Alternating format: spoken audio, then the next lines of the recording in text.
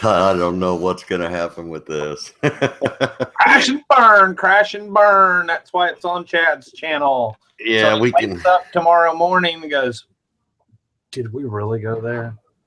We went there. Hey, welcome everybody. This is Saturday night. I'm getting an echo, dude, right off the bat. And it only happens when we go live, and it only happens to you. Yeah, well, it's happening. So, here in just a little bit, we're going to be putting up our phone number where you can either call or text in, and we will read the text or talk to you. After the show's over, I will disconnect the number from my phone so it won't forward it to my phone. So don't think you're going to be calling later or in the middle of the night. It will not come through. But, you know, if it's reselling related, feel free to call in. I prefer you not to block your number. If I see a blocked number, I'm automatically going to assume it's a hater. I don't plan on calling any numbers back. It's through Google Voice. So, dude, answer the blocked numbers. Well, I'm just saying, don't block your number, but we'll take it on a by case. And your number will not be read on air. No, I wouldn't do that. I wouldn't do that. But how's everybody doing tonight? Thank you for. According Coco Chanel wants to know if are these guys ever even early for work? Yes. And you want to know why? That's why I work for myself, because there is no time clock, you know, and that's a big factor in why I love doing reselling, because, you know, it depends on which job. If I liked the job that I had at the time, I'd be early or I'd be whatever, and I'd really put myself out there. But I wasn't really ever late. My dad didn't really tolerate lateness, so when the times I worked for him was like a no. But yeah, that's kind of one of the reasons that I love doing what we do, because you can't be late for work. Because yeah, I probably would be late for work. You're right. Yeah. GM Marketer asks, I'm getting an echo. Sorry, but it's happening. You know, how can you get a hold of us privately? You can get a hold of me at goldenfingerpicker@gmail.com. That's my email. You can contact me on Facebook. I'm Chad Pagel. You can come to my YouTube channel and click about on my channel and then select message, and you can send me a message here. Yeah, we always encourage contact. How did we get a hold of you? goldenfingerpicker@gmail.com, or we have a Facebook, Golden Finger Picker Facebook page. Yes. And you can get a hold of me through what are thinking about setting up an email. Get a hold join the Alabama Pickers. It's called Alabama Pickers and Resellers Group for eBay and Amazon. I let the group vote on that, and that's what was most popular. So, and you don't have to live in Alabama to be in it. But yeah, get a hold of through there, or Dusty Graham, GRAHAM. Hit me up with a friend request. And actually, if you send me a message, even if we're not friends, it goes to the other folder, but it usually shows up where I can see it. And I usually notice those. Sometimes it takes a few days for me to notice, but yeah, yep. And one of these days I will set an email up. I'll put Tristan on that one. Yeah, someone said they like my shirt. Thank you. This is from Margaret, the Texas auction picker. No, that's Baumberger. She's the Texas Scout Treasures. Texas Scout Treasures. And this is the Dreaming of You shirt. Can I just say that I like the back better, the front of the shirt. You look like a Mexican billboard. I like the back much better. Put it on backwards. Nobody would have known. Are you serious? No, I think it would look like he was choking me. Hold on. I mean, I really like the back. Are you really gonna? I like the back so much better. Oh shoot! Ugh. Wow, Chad, you're pretty good at that. Can you take your bra off out from underneath your shirt too, without taking your shirt off? That's an old military trick thing.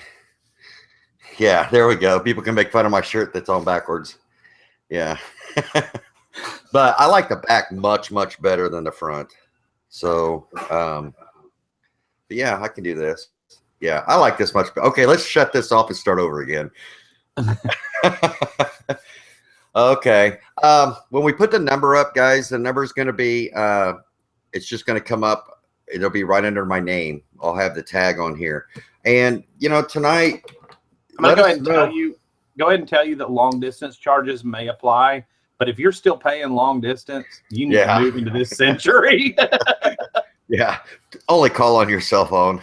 But you could send, if you're, you know, scared to have your voice over, you know, then send a text message. You know, we'll read the text message.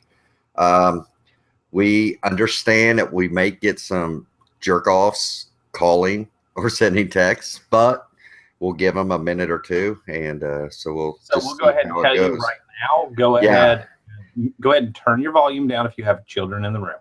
That's kind of a given. That's kind of a given for this show, anyhow. No, we didn't pre-schedule anybody to call us. So if there's some hate out there, then that's just how it is. Turn your volume down and see if the echo goes away. Press 1 if you, dude. I have headphones in. I'm telling you're the only person out of everybody. Like, and we sit in the hangouts all day long, and half the time you have headphones on, you don't get an echo then. So why? Scoot back a little bit. Scoot back, and now how is it? Check 1 2. Okay, it's not doing it. Well, I'm just telling you, it happens. Okay, well, let me sit sometimes. Like this. This is comfortable. Yeah, we're gonna do it live on air, Larry. I'm gonna be posting it here in just a minute. You know something? Are you ready to do this, Dusty? I don't know what's gonna happen, but you know, let us know what's really bothering you about reselling. What's bothering you about Dusty? What's bothering you about me? What's bothering you? It's not showing my little lower third thing. This is awful. This could be fun. Okay, here we go. Call or text, guys. Call or text. And I think when you call, it asks you to say your name. I don't know if you have to or not, but I'll be able to accept it or not. But here it is. Bam, bam. It's call or text 812-329-3554. With legit questions. Yeah, that's my. And we should have a time limit too. Do we have a time limit? We could play it by ear, man. Okay. Dude, all I gotta do is hang up on them if they're, you know. So, but anyway, we'll just leave it. If nobody calls, nobody calls. This is kind of unproven ground, so we have no idea what's going to happen. So, hey, we got Michael Pierce in the chat. He's been ill lately, so he's been going through a lot of tests and stuff like that. So, we're wishing him. Oh, we have one. Who is it? Selena. Hello, who is this? To accept, press 1. To send a voicemail, press 2. I got to accept it. Hello. Hello. Who are we speaking with? Gabriella. Oh, it's Elena. Say hi, yeah, Dusty. I just watched it. I'm like, oh, this is so cool. I have to call in. Yeah, you're the first one. Elena was stalking us. I don't want to take up too much time so the questions can get in, but I had to break the ice. The ice is broken. So what? You're like, awesome. We didn't even see you in the chat and you're calling. It's like, are you one of them stalkers that don't say anything? Yeah, no, I'm not a stalker. Eventually, I, chime in when, there's something to talk about, like as far as like something you guys say. This is the wrong show for that. Then I have to write. But I got to talk to the grumpy old men. That's Chad. I'm not grumpy. But yeah, no, this is awesome. I'm going to be eating popcorn and watching this. Right on, right on. Hey, I can't guarantee what you're going to hear, so. Yeah, no, I have very small volume right now, and my kids are just doing their own thing. So I look forward to the show. Well, thank you for calling in. All right. All right, Orlando. Bye. Talk to you guys later. Hurry up. Call in, guys. All right. Bye-bye. All right. Bye. That is call number 1 down, and it was a success. Oh, and we just got a text from somebody, and it says, Oh, shit. Oh, now my phone's going off. Thank you. Please describe your first few months going full time, fears, goals, etc. Oh wow. Yeah, Dusty. By the time we answer that, you'll probably have 50 gazillion more texts. Yeah, for me it was on and off. We've for those of you that are new, we've done eBay since '98, Amazon since 2006. There's lots of jobs in between, but every time I'd work a job, I'd become really disheartened and what's the word, uncomfortable. Like knew that I belonged in reselling, not working for somebody else, and I'd end up immediately miserable. So I think it wasn't as much going. It was kind of a relief every time I went back because I had so many different little periods. But even during while I was working real jobs, I'd have, I'd still be doing eBay on the side. And I'd see my sales getting better and better. So it wasn't near as scary. As far as goals, my goals were to make more money than what I made in a regular job. Number one. Number two, to be happier, and it's with any kind of entrepreneurship, whether it be starting a brick and mortar business, whether it be, making your own private label product, doing whatever, or jumping out as a full-time reseller. I mean, you've got to realize it's going to be scary, but if you calculate all the risks and realize what the rewards are, it's fun. I mean, I'm kind of a serial entrepreneur though, and my wife can probably tell you that. I thrive off the thrill of it. We'd start a restaurant, and within 6 months I was like, I want to sell it and start another one. She's like, freaking really? And I'm like, yeah. I mean, I just enjoy that kind of thing. And some people have that, some people don't. But as far as fear, just weigh the pros and cons. Figure out what you're going to do for health insurance. There's lots of options out there. Start dabbling in reselling on the side, and if you realize, hey, I'm only doing 15 hours a week and I'm making X amount of money, if I get rid of the 40-hour a week job, that's 40 more hours I have. I can do 4 times what I'm doing in those 15. Well, the math wasn't right on that, but close. I can do 4 times what I was doing in those 40 hours. I can make this work. And then, and you got to have drive. That's the other thing. You need to be a self-starter, because nobody's going to be telling you, like we talked about at the beginning of the show, nobody's going to be telling you to punch a time clock. Nobody's going to be telling you to get your ass out of bed when you don't feel good and do it. But, fear can be a big motivator too. So what about you? With us, it's almost a gradual thing, because it never went all of a sudden just one day, okay, we're going to do this full time. I mean, it's always been such a gradual thing. And you gave a really good one. We got a ton of messages. Oh, here's one. Butt pickles.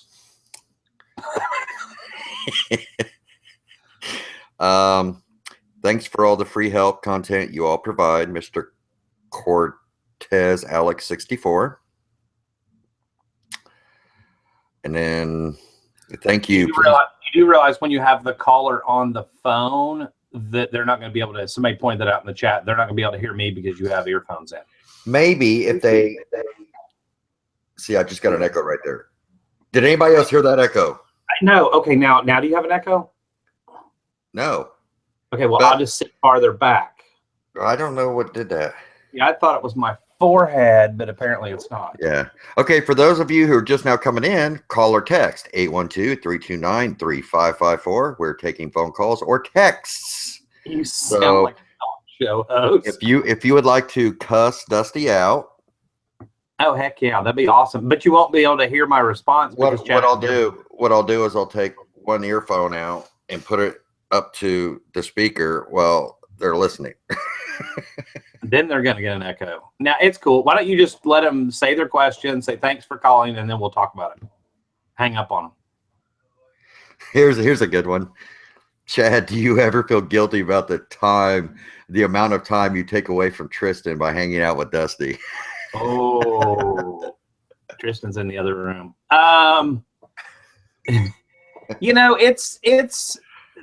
Things are discussed. Tonight was not as much discussed. She wasn't feeling great today, so she was kind of on the couch. I kind of sprung it on her sort of at the last minute, but we watched Star Wars together last night. We spent time together. We were going to go out to eat, and I told Chad, no, I couldn't do a show. But then she said, because she's got tinnitus in one ear, real bad ringing, she can't handle really loud noises. She goes, is there any way we can go out to eat on a night other than a Friday night when it's not as busy? And I said, yeah, absolutely. So I came back to chat. I said, hey, we're going to be here tonight. And she's been in there. She's been watching videos and watching shows and working around the house and sitting on the couch. And it was kind of a free night anyhow. So, but yeah, that's one of those, once you've been married long enough, and we've been married almost 20 years, you try to have a good checks and balances system so you don't end up in the doghouse. Dude, that was Tristan that sent that, she just said. That is screwed up. Was it really? If you're just now joining, feel free to call or text. So that was Tristan that sent the question and asked you if you felt guilty? Yeah. I missed that. That's awesome.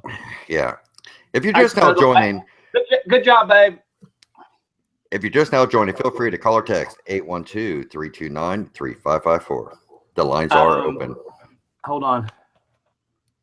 Oh, we got a ton of messages still. Okay. Hold on. I got a message for you. I'm getting a freaking echo. I'll sit back again. Okay. One of three. Cosmic Thrifter here. I'm in Orlando and I'm looking for things that are more male or man cave oriented for my eBay store. So I've been looking around and I can't find very much in the Orlando area for fishing, material, signage, vintage electronics, knives, and that type of thing. Where in good Florida is good source for things like that you have found? I tell you what, down here in Florida is like really hard to find stuff like that. Up in Indiana, it's awesome to find man cave stuff. It's just everywhere up there. Down here, it's just totally different. And when I hit the thrift store circuit over in the Orlando area with Ronnie, we hated it. I mean, I don't know. I can't speak for Ronnie, but I myself hated it. And the flea markets there literally sucked. Can you, hey, can you open your other laptop so that we have a third thing so we're not doing the ding, ding, ding thing? And while you're doing that. Yeah, let me go get it. You're going to have to talk. No, it's cool. My answer to that, number one, you're not going to find a lot of that type of stuff if you want legit. You're not going to find it at your typical thrift stores. You're going to find it at more like auctions or, like Chad said, maybe flea markets. You're going to find it at yard sales. I'll give you a really good example. We went to the lake last summer, and there was a little museum in this little town in rural Alabama. It was like the History of Cherokee County Museum. And they had these vintage water skiing license plates that said, "Welcome to Weiss Lake." And they had them in the museum, and they were like hoard of license plates found from whatever. And they were $1 a piece. So I was like, how many of these can I have? They sold for $30 a piece on eBay. I paid $1 a piece. They were probably from the 60s. They were those license plates that go on like the front of your car, and they showed a girl water skiing. I mean, they were definitely, the boat was even kind of 50s, 60s looking. They were so cool. And they still had the tissue in between them. They were like vintage new because they'd been stored away. I mean, so stuff like, and we sold a bunch, and then kept one in the camper and put it on the wall because we like that fishing kind of stuff. It's kind of, the camper's kind of like a man cave, man and woman cave. Sorry, Tris. But yeah, stuff like that. Auctions right before the show started. I was actually watching a live auction from that same little town up at the lake. They had a live auction going that we've been to, but they hook a YouTube camera up, and they were selling all kinds of stuff like that. I mean, they were selling, you'll find that more with like the little old men at the flea market or the country auctions, and you know, I know Orlando, you don't have that as much. You probably do. You're gonna have to go farther outside of city limits. You're gonna have to look more at places that are non-traditional. You're not gonna find that kind of stuff as much in chain thrift stores, I don't think. Chad's tangled up in his wires here. Sorry about that. Yeah, I was just telling him, for stuff like that, typically go to outlying areas. And you know, Orlando's got some rural areas. I've traveled Central Florida a lot. I mean, kind of that dead no man's land in between on either side of Orlando before you get to either coast. I mean, There's some good old country stuff out there. Oh, did you get a call? No, I couldn't find it. It was upstairs. Yeah, I couldn't find it. Yeah, Ronnie nailed it. Estate sales. That's another great place to find old man cave stuff. Or old signage, stuff like that.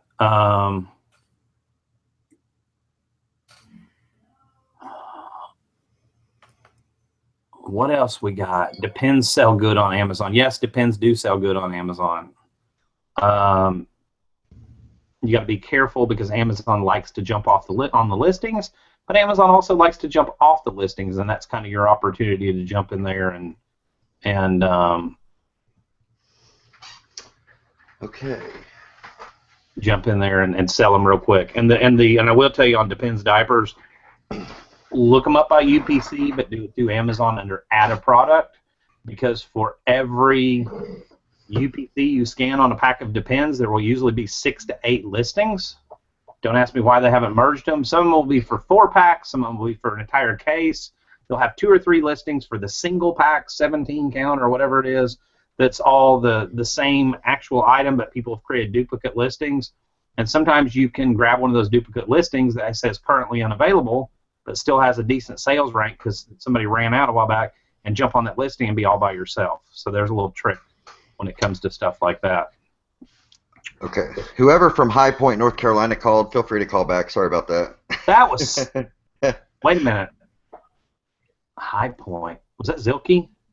I have no idea. We got a ton of messages. Oh, he's Wilmington. Is that near High Point? I don't know anything about North Carolina. Chad, do you feel bad about kicking Dusty out of the Reseller Society? No, I don't.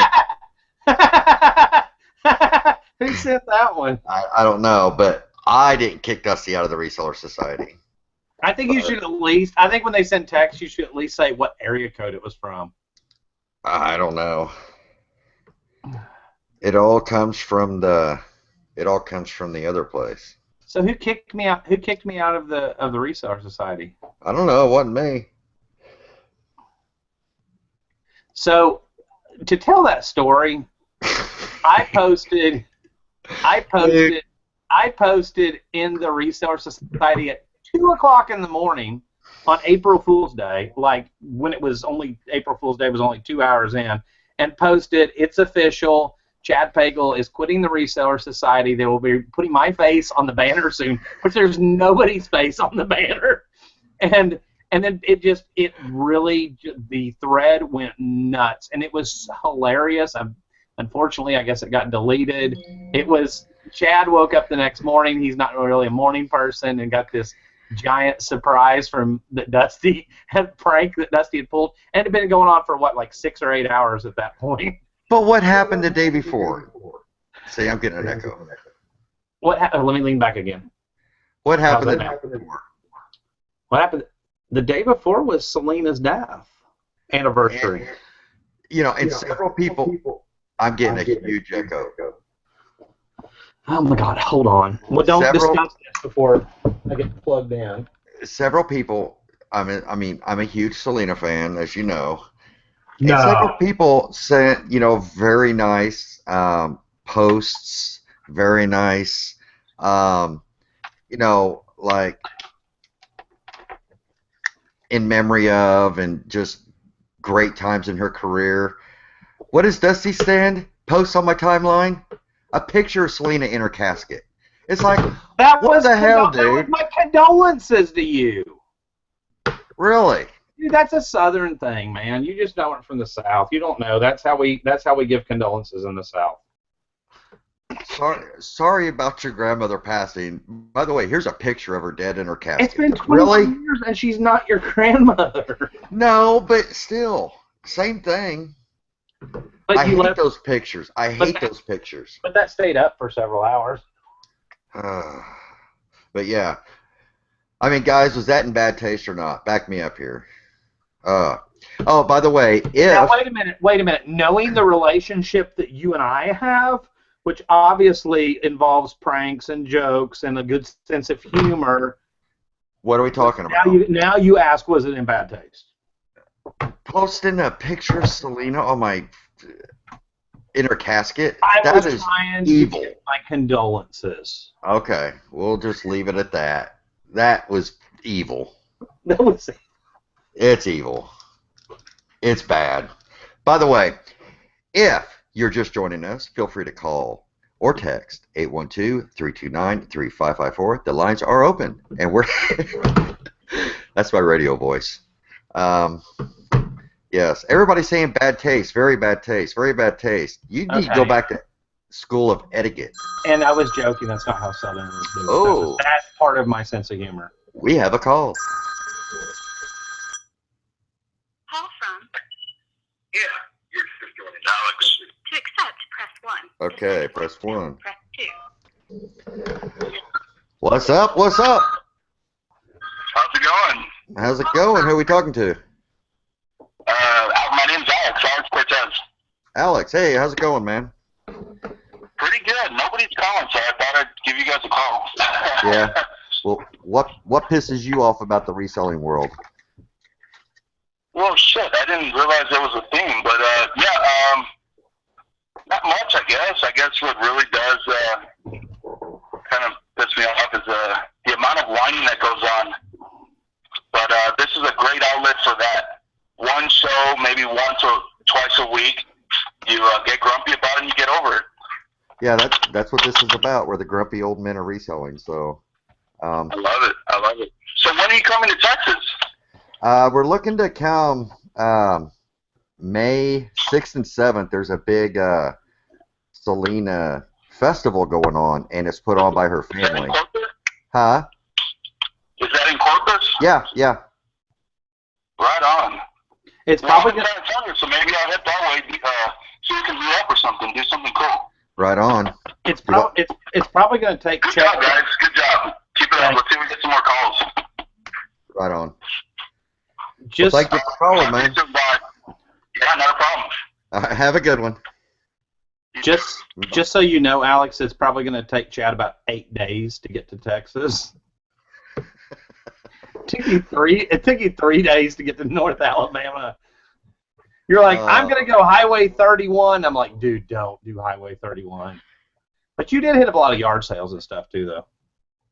Right on, right on, right on. Oh, here we go. Here we go. My name, man, I am so damn blind, dude. No, if you guys call, feel free to tell us what torques you off about the reselling world.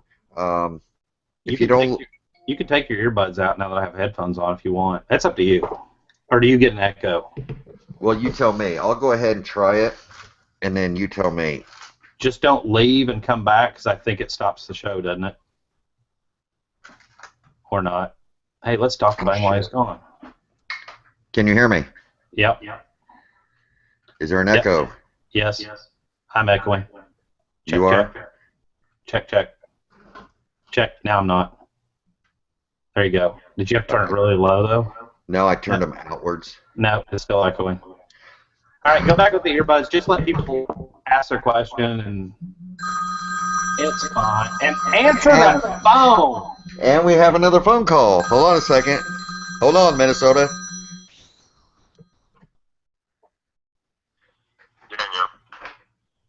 To accept, press 1. To send a voicemail, press 2. Let's accept. To ac- What's going on? Hey, Chad, how's it going, bud? Good, good. Who are we talking to? This is Daniel from Twin Cities Treasures here in St. Paul, Minnesota. St. Paul, Minnesota. Is Yeah, it I heard, warm up there yet? Well, tomorrow's going to be 60, but today we're in the 30s, so the weather's still kind of bipolar. Did you just say 30s? Yeah, it's like 36 above freezing today. Dang, so you guys haven't even started yard sales up there yet. No, I haven't been able to hit one yet. I've been relying pretty much on thrift stores still, which is kind of depressing a little bit. As you know, the prices have been going quite a bit up. How many thrift stores are around you up there? Are you like in the woods? What kind of... I live like in a big city, so literally 20 miles east, north, south, or west, I can hit probably 10 to 15 thrift stores. So I'm like in the middle of like money everywhere. There's money everywhere up here. Right on. Dude, I just hate that cold weather. That's why I moved to Florida, man. I can't deal with I it. truly do too, man. So, you know, when yard sale and garage sale season hits up here, it's like a holiday for me. Because Right I've been on. waiting months to get to it. So, Right on. but We're I gonna gotta be honest, you know, one of the most frustrating things as far as reselling is just like, you know, like say you set up a deal on Craigslist and yeah, I still work a job, so I set up a deal and then I have it set up for when I get off of work, and then, you know, a half hour before I get off, I try to meet up with the person or verify that we're gonna meet, and they're like, oh no, somebody offered me $10 and I already met them and it's gone.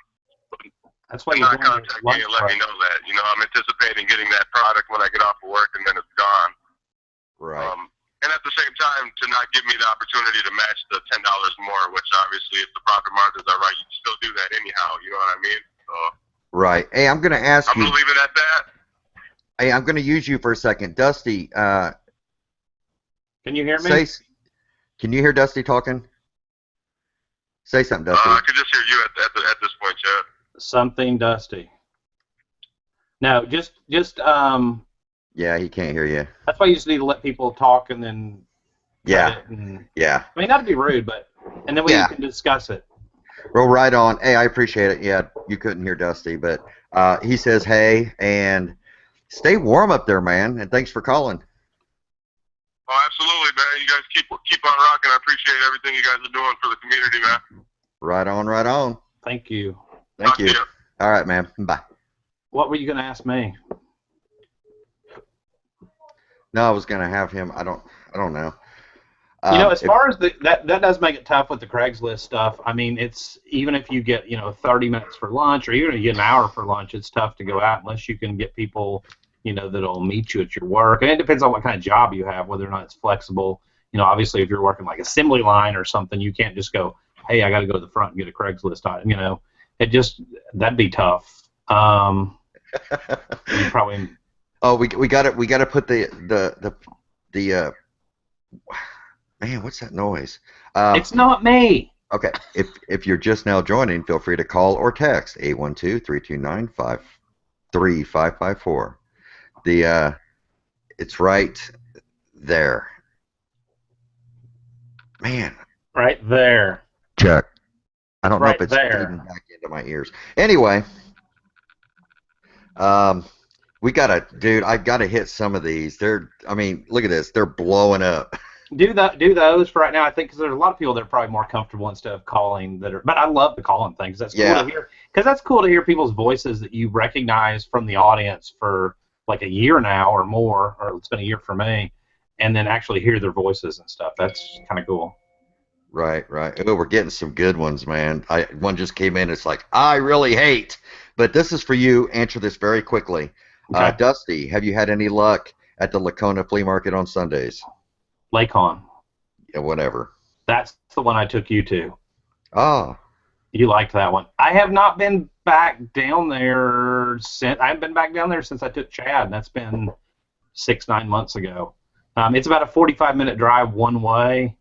I don't normally find a ton. I found a few home runs there, obviously, but that's not going to happen every time, so I have to kind of weigh, 2 hours worth of driving plus 3 or 4 hours of walking around, 6-7 hours, and is it going to be worth my time? But I love it just because they have genuine tacos. They have a real taco stand that's run by some Hispanic people that make. We ate there. Mexican dude, it was awesome.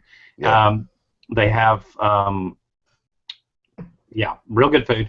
And it's just, and there's people selling chickens and dogs and goats, and I mean, you just can't beat it. I love it. It's a real flea market. I really should get down there more, and now that the weather's nicer, I probably will. I kind of tend to be a homebody during the winter. Right on. All right, next question. Hurry. Great show. Keep up the good work. Selena is damn hot. Yes. Okay, we've got what I really hate about reselling is that friends and family think you have this free time and you're sitting around doing nothing. Thanks, guys. Dawn. Yes. And then we have Amazon haters. Piss me off.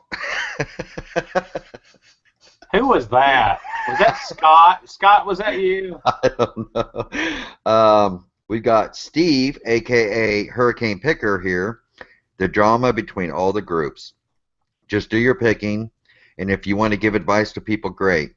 I.e., love the content y'all offer, and you, Chad, always there for advice. I appreciate you. That's cool. That's cool. That's cool. And that's a good. Can I touch on that one for a second? Sure. I mean, there probably is some drama here and there. When I joined YouTube, when I first met Chad, it's been almost a year and a half now. Actually, right at a year and a half ago.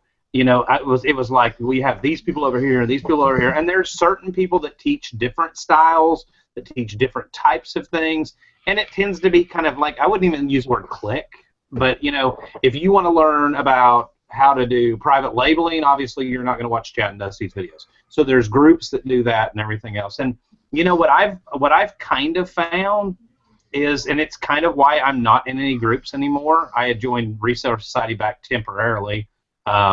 Just long enough to pull a April Fool's joke, but it's kind of why I have the Alabama Pickers Resellers group.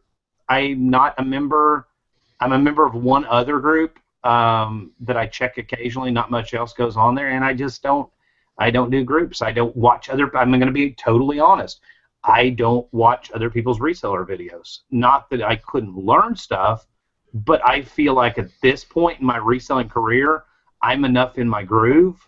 I do on occasion, but I don't typically subscribe. Chad will sometimes say, hey, check this out. So-and-so did a video. That's so cool. Or have you ever heard of this person? I'll go check their channel out. I feel like for me, distractions are a big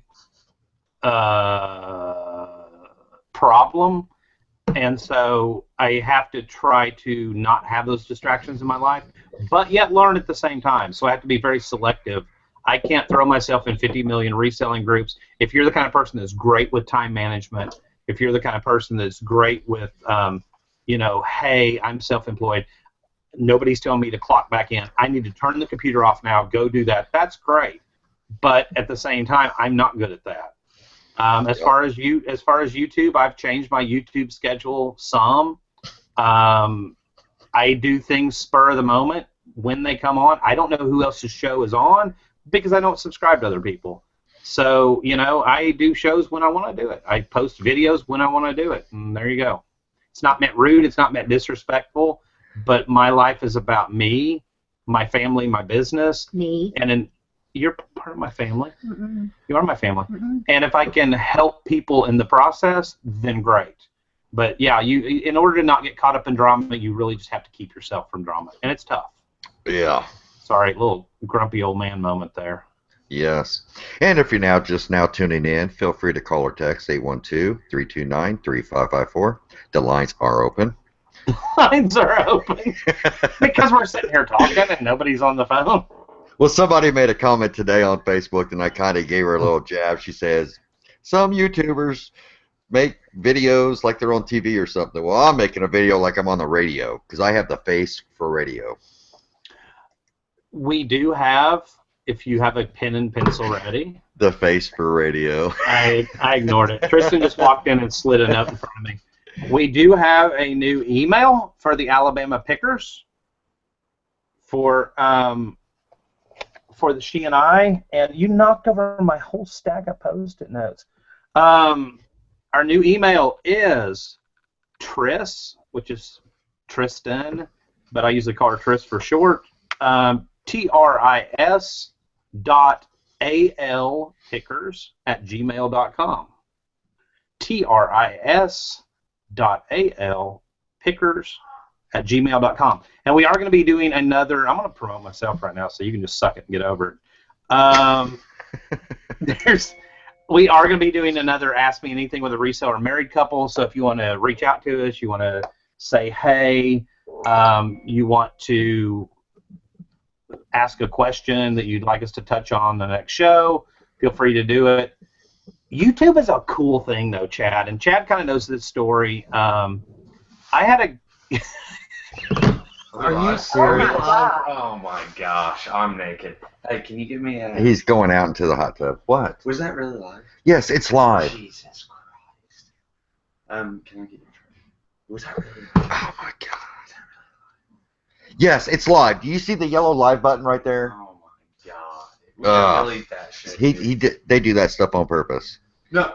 Anyway, somebody says, what I hate about reselling is that I can't talk to Dusty on the Reseller Society yet because he is banned.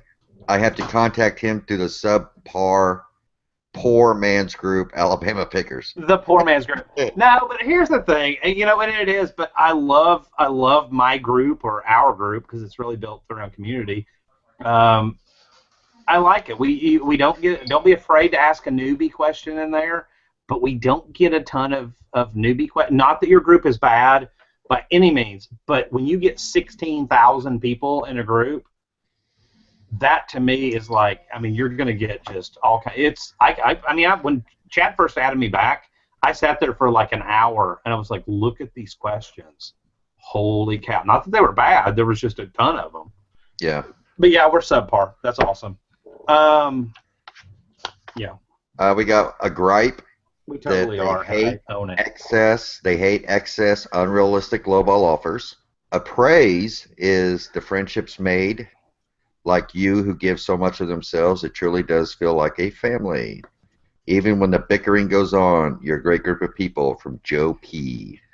That's Joe that I can't ever pronounce his last name right, probably. Joe Panico, who actually I did a little business with today. Little reseller to reseller transaction. Cover the lowball offers. Cover that one. It's just going to happen. Accept it. I get to the point, if they're just too low, I just decline them. I don't come back, because if they were going to counteroffer your counteroffer, then typically when I decline something because it's a lowball, they don't ever come back with anything anyway. So they're just, yeah, I just decline them. But you can do don't get upset at it. Just either decline it or counteroffer. That's just how it is.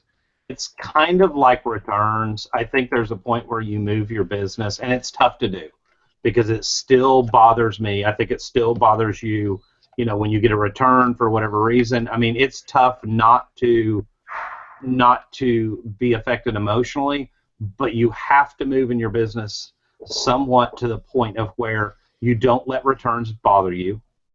You don't let lowball offers bother you. I got an offer this week for $90. I showed it in a recent haul video for that keyboard that I had, and I've got free shipping on it. And my first thought was, you really, seriously? I mean, it's going to cost me $50 to box it and ship it, just because it's so long. And even if I go the cheapest FedEx ground, and I was like, I can get pissed off, or I can just decline it, or I can counteroffer. And I can't remember what I did. I probably counteroffered. But, you've got to learn like you do in any business. Like my dad with the brick and mortar when we had the grocery store.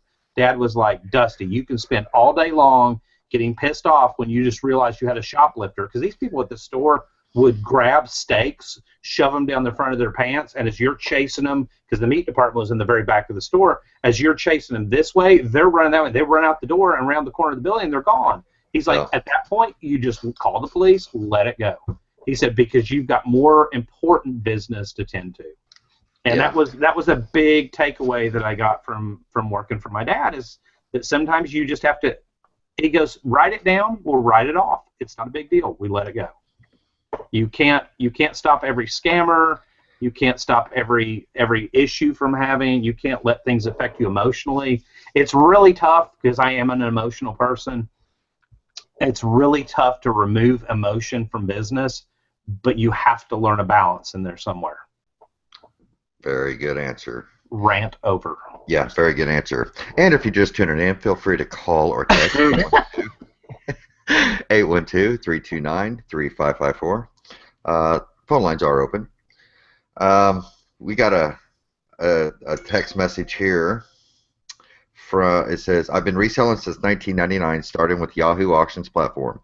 I personally hate it when family members think they have first dibs on any inventory that I buy, and most of the time they expect it for free.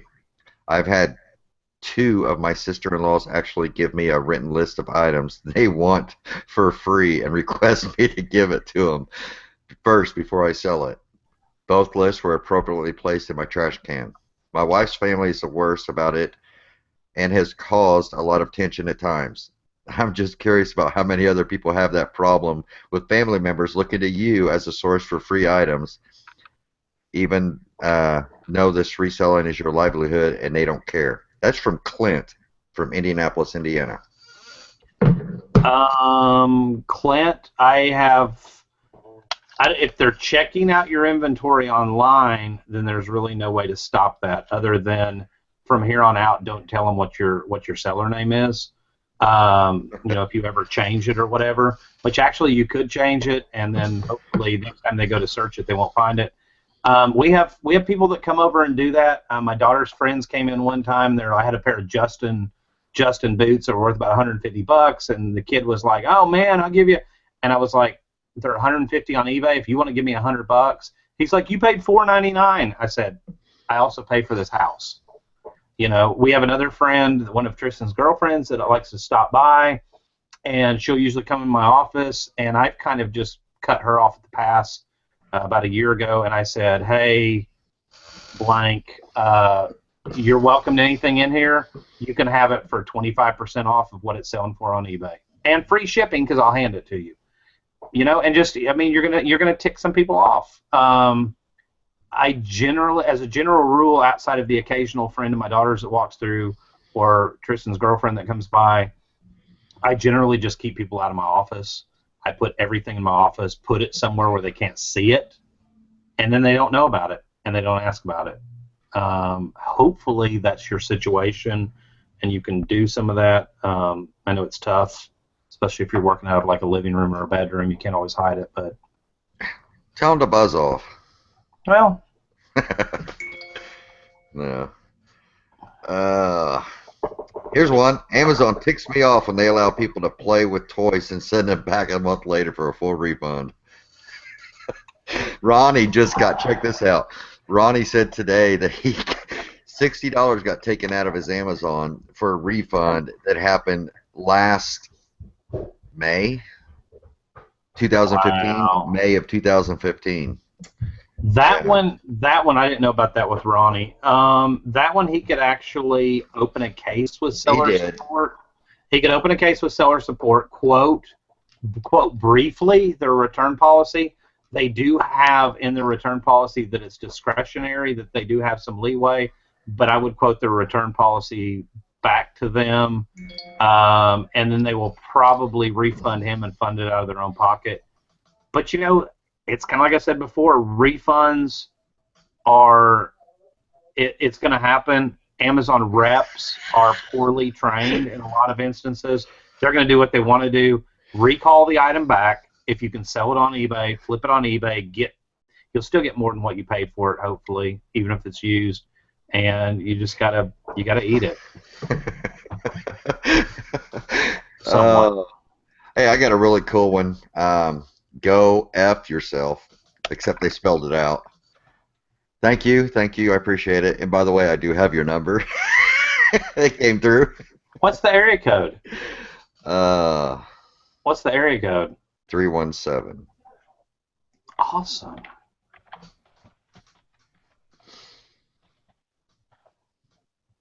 Indianapolis, Indiana. Thank you. By the way, that is not the same one. No, what's his name from Indianapolis? That was a totally different number. So. And in the words of Anchorman, go F yourself, San Diego. Yes. And if you're just now joining us, feel free to call or text. 81. You laugh every time I say it. I was picturing Anchorman in my head because I love that movie. Oh, here, this is going to be the best one of the night. You are listening to the Grumpy Old Men of Reselling. Call or text 812-329-3554. The lines are open. Dude, you kind of do have a radio voice. That's kind of creepy. I've been told that for a long time. That you've got a radio voice. I'm like, yeah, well. Here we go. It says, I'm full of time now. What words of wisdom can you give me? from Chick Picker, aka Valerie Cunningham in Kansas. Kansas in the house. What was the question? I'm full time. I'm full time now. What words of wisdom can you give me?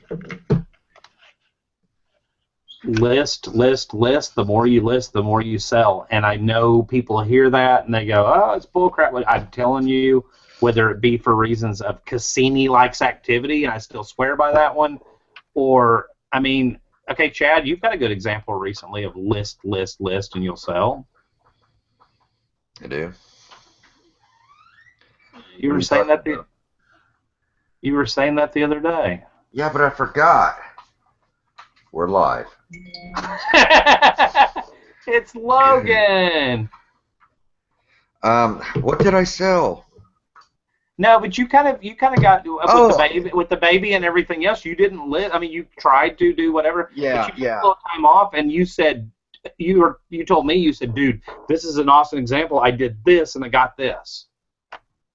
Yeah, that's, I didn't list and I didn't put much into my eBay, and that was expected that I wasn't selling much, and then I actually started listing, and it's like all of a sudden it was just turned on. And it just goes to show if you're not putting effort into it, then you're not going to reap the benefits of it. What are you guys doing? You're making me nervous. I got to mute myself. Hold on. Continue, Dusty. What am I continuing with?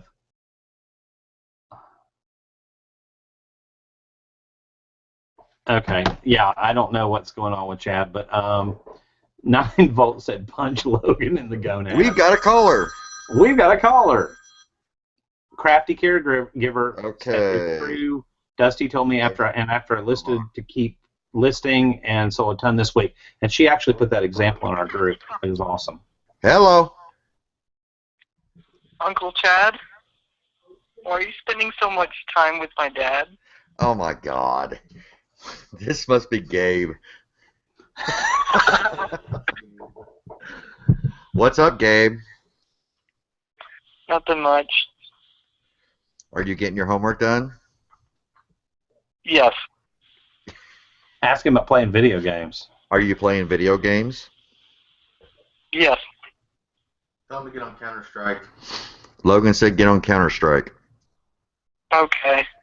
Just kidding. He said he doesn't want to play with you. Okay. Are you going to cry?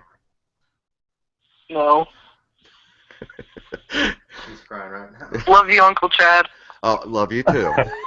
Bye-bye. Oh my gosh, that was awesome. When you said Gabe, I was like, I thought my son was upstairs. Wow, that was awesome. So Yeah. that was for those of you who don't know, Gabe or Gabriel is my son. So that's awesome. And why does he call me Uncle Chad? I don't know, but he was really polite to you, which That's I was okay. hoping. Yeah. He's always nice to me. He's always nice. No, not really. It's Windsor that gives you a hard time. To my face, he's nice to me.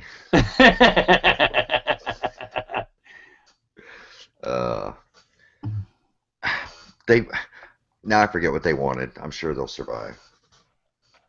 Okay. This isn't a gripe, so might not fit your format. If not, that's fine. I'd like to know what phone apps you couldn't live without for reselling. Amazon Seller app and eBay. And eBay. Thirdly, WorthPoint. WorthPoint. I mean, I think Dusty and I are on the same sheet of music. We got a call. Chad, your phone's ringing.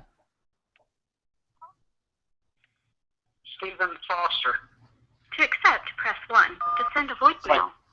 Hello, hello, hello. You're on the air. Hey, Chad, this is Steve. Hurricane Picker. Hey, what's up, Steve? Hey, not much. Hey, listen. Yeah, Dusty was saying the thing about list. But what a lot of newbies do is they go out and get so much inventory that they're overwhelmed when it comes time to list. They look at this giant stack of inventory and they feel just overwhelmed. I would caution people not to go out and just buy 100 things in a weekend Don't buy to be buying. when they can't list it. Go out and buy 20 things maybe, go home, list it all, and then when you get that done, then go buy more.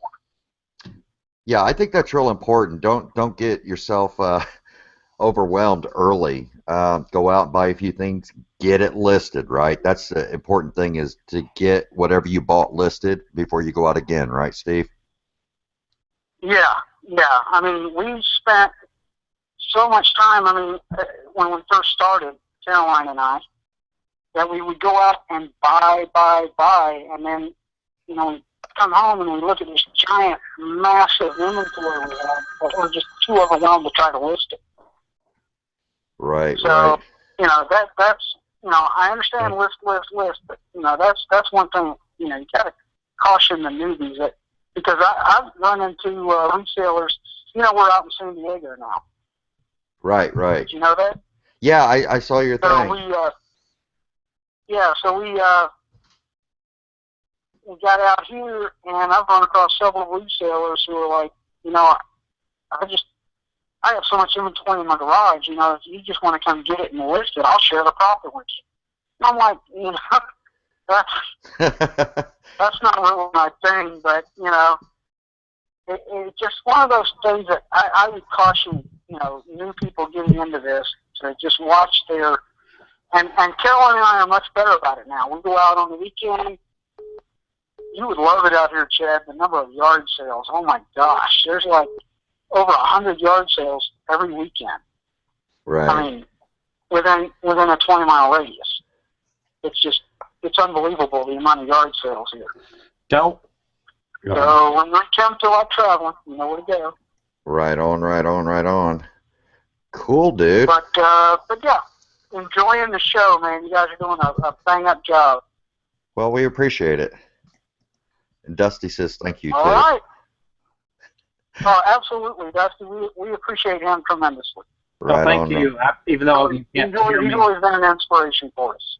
Even though you can't hear me because Chad won't let me speak. He'll hear you when he watches it. Yeah. He said Dusty's complaining because you can't hear him talk. So. No, say hello to Carolyn and give her our best, and thank you for the good advice. She's watching the show on the iPad. Oh, hi, Carolyn. Right on. Well, right on, man. All right, brother. Listen, give Tim a hug for us, and that grandbaby a big hug for us, and we appreciate you guys, and if y'all ever need anything, give us a call. Perfect. Well, thank you. I will pass it on to Kim. All right, brother. All right, have a good one, man. You too, ciao. Thanks for calling. You bet.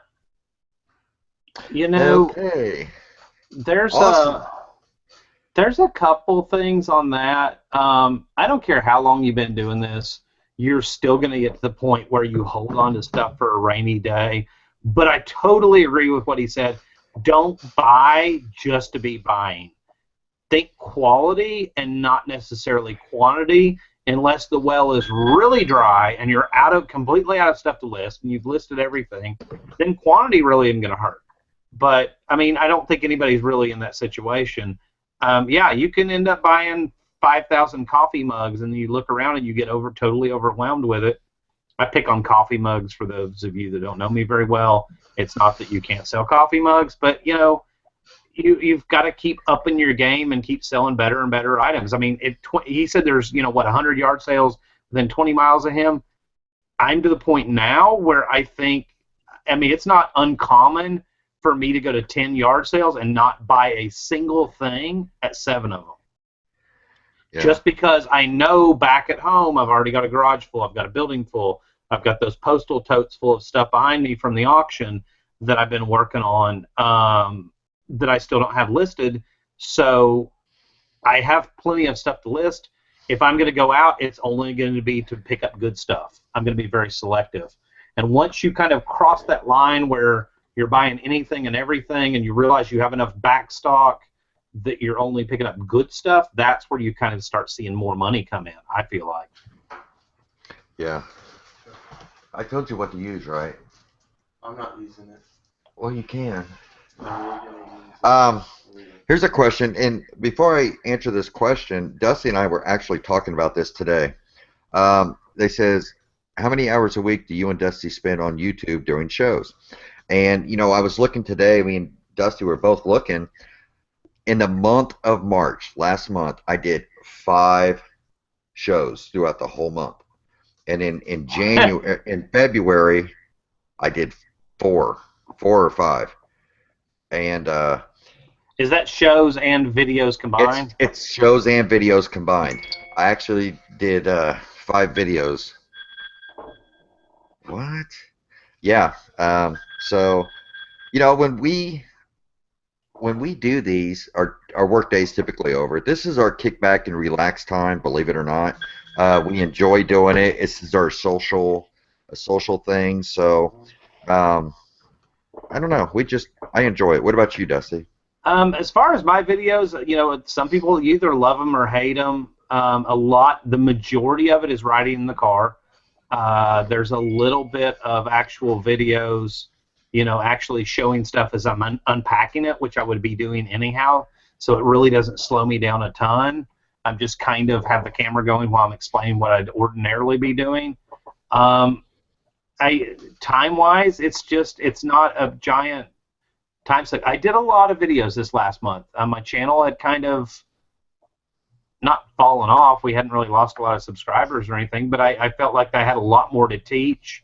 I was feeling a lot more creative. I came up with a lot more ideas of things. I got really good input, and I follow the input. Guys, when you leave a comment on my channel that says love this type of video or hate this type of video, I try to kind of listen to what the majority of the people making those comments what they want, and try to kind of tweak it that way. But as far as actual time spent, like tonight, I mean, I had wound down. I listed all day long. This is kind of my free time. Yep. A lot of people go to the movies or they do whatever, or they, I don't know, go hang out with their buddies. I view this is my hanging out with my buddies time. And what's probably crazy, and I know somebody's got to be thinking this, but contrary to popular belief, we probably spend more time with our wives than most men spend with their wives. Even though we're doing this, I mean, I'm with Kim, I mean, as much as humanly possible when she's not at school or something like that. But, yeah, it may give the perception that we're separated from our family, but it's really not like that at all. As you see, they have no problem walking in on me. But okay. Somebody just left a voicemail. It's a transcript. This is a test. SS dosage. Show we appreciate it. Thank you so much. You have a good day. Maybe later. Thank you for choosing Chase. Thank you. I will have to leave town. All right. I see you then. There's your house. What does that mean? Wow. Somebody said they liked my videos better where my wife's with me because she keeps me straight. Yeah. She does, but you and I are very similar in that we both married women that are very similar. Our relationships with our wives are extremely similar. Like when we all 4 get together, Kim and Tristan get along great, Chad and I get along great, and then even our relationships back and forth with our spouses are extremely similar. There's a lot of respect there. You'll see a lot of joking in the car, whatever else. That's the way Tristan and I communicate.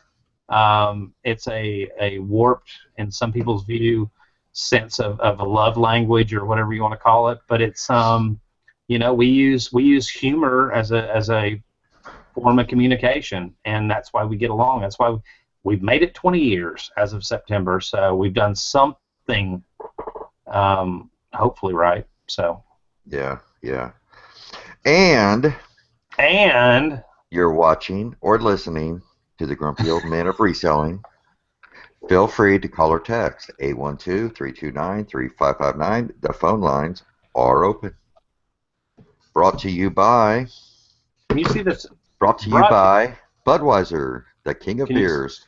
Can you see the side chat? Yes. Okay, I'll be right back. Right So on, just right on, right on. Talk about the weather for like 2 minutes. Yeah. This is your daily weather forecast. Florida, 87 and cloudy. Clear skies in Miami. Indianapolis, Indiana, cloudy and thunderstorms. All right. Any questions? Give it to me, give it to me, give it to me. Let's see if anybody's texted. We've got... Okay, here we go. Oh, I just deleted that on accident. Sorry. Whoever sent the one about the thrift stores and pricing, send it again because I accidentally just deleted it. Sorry. Okay. Thank you, everybody, for coming and spending the time tonight. Do you hear an echo? I don't at the moment. Do you? I don't want to hear about Chad's weather, especially us here in the north. Yeah. Yeah. Who did I just talk to that's up in, like, the northern? It's only 30 degrees up there. It's like, damn. So what do you guys think about this format that we're doing? I mean, we're not going to do this every week. No way. But what do you guys think about it? Do you like the idea of people able to call or text in? The Selena jacket is worth, with that being in mint condition, there's most of them now are selling between $350 and $450. But with that being mint condition, I would say not under $500. Did you really say you're hearing an echo again? No. Oh, I just got a message. This show sucks. Worst show ever. Awesome. Yeah. And what area code is that from? That is from 313. I think, what's with the 3 area codes tonight? I think every time somebody leaves a bad comment, we're just going to read your area code. No, I said we're not going to do that. Oh, we're not going to do that. We're not going to read the phone numbers. We're not going to do that, Detroit, Michigan. I know who that is. No, I don't. Yeah. I'm so tired of thrift stores not pricing their stuff low enough for me to resell. Ugh. Butt pickles. Sincerely, your old pal, Jim Bennett. Jim Bennett, quit going to thrift stores. Seriously. Quit going to thrift stores. Get out in your. He lives in North Carolina. Get out. Find your home on a map. Draw a line 30 miles out. Make a big circle around it. Get out and drive. Talk to every junk store owner. When you find the first junk store that doesn't say Salvation Army Goodwill, go in, buy some stuff. Look for the mom and pops. Once you buy some stuff from them, say, hey, listen. I buy and resell stuff, whatever. Where can I find the really good junk stores like this? Like, who else sells junk? Go to, and I've said this before, go to storage unit auctions and rub elbows with the people that are buying the units and ask them, do you have a brick and mortar store? And I'm telling you, you'll find more places that people don't even know exist because they're not in a phone book, because they operate off a cell phone. They're not on maps of thrift stores that you'll find on Google. You got to find those out of way places. All the chains thrift stores, in my opinion, Chad does okay with his Salvation Army and Goodwill, but in my opinion, the majority of them, they miss very little because they're looking stuff up online in the back.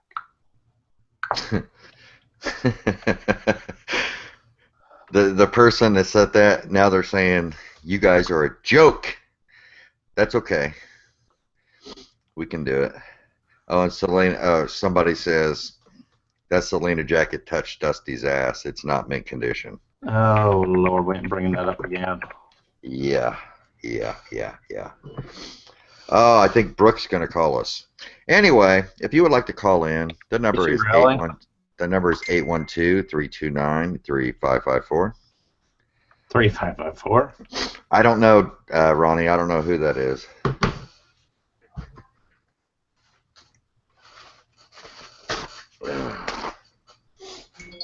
But that's okay. I appreciate.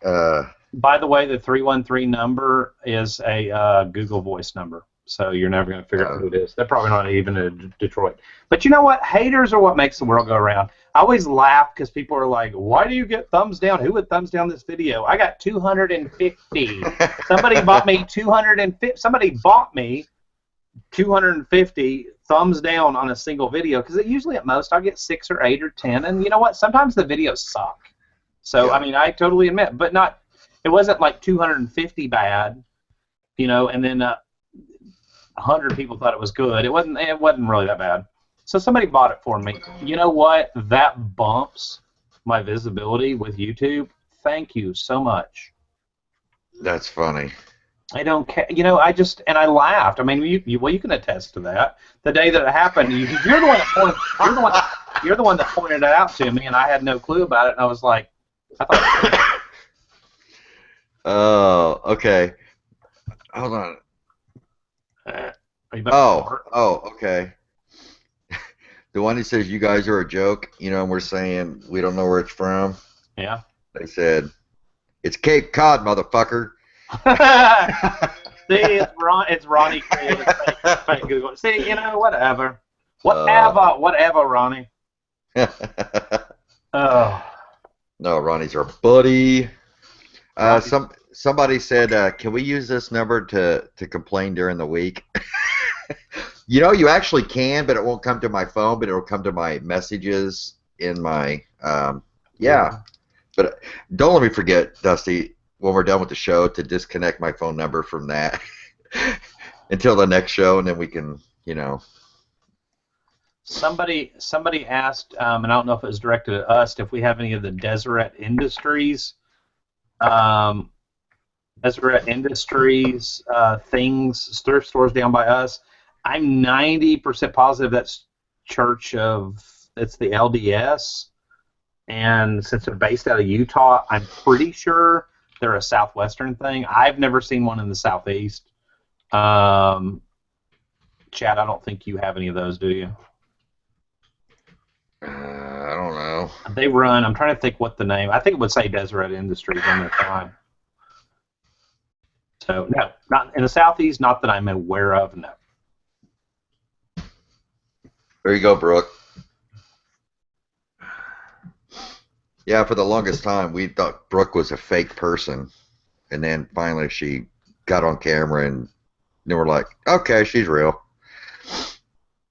Brooke should totally call. Brooke always leaves comments, and I love you for it, always leaves comments on my videos, and they're like these long paragraphs, but when you really stop and look at it, my videos are these long rant things, so it's totally awesome. Yeah.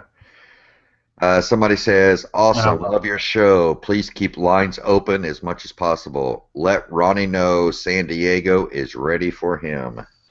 The lines are open right now. Please call us at 812-329-3554. I don't have a radio voice. Yeah. You're listening to the Grumpy Old Men of Reselling. Call or text 812-329-3554. The lines are open. So I had Brooke said in the chat, yes, Dusty, I'm a damn talker just like you. And it's awesome, Brooke. Keep on doing it. I love your comments. And Tristan does too. Usually she'll see them first and she'll holler in from the living room and tell me what you said. You know, okay, I got a subject. I thought about doing this. Recently in one of my videos, I picked up at a it was a local company with a online only auction, and I picked up a Trek bicycle for $3 because the only bid on it was $2, so I bid $3. It's an older 90s model. What do you think about, and I know people have done this before, but how would it be interesting video to, are you really leaving, Chad? I was asking you too. Dude, you just said you needed to go get a beer. I need to go get another beer. There. Have the kids bring you one. You got 2 minutes, and then I'm Talk about what you were talking about. You got 2 minutes, and if you're not back, I'm gonna start talking about you. That scares me. Great. So, what do y'all think about this idea? And I mentioned it in the video about taking that, putting it on Craigslist, putting will trade for anything of value that I find interesting. Obviously, not another bike. I hate bicycles. And then taking that item, putting it on Craigslist as a trade only. We'll trade for something else and see what I can barter my way up to. Because somebody, and I apologize, it's already scrolled off the screen, but somebody in the audience a minute ago said I love the barter, the barter thing. Yeah. What do you think about that? Any thoughts? You think it'd make a good video? Sandra Bartlow asked, shipping question.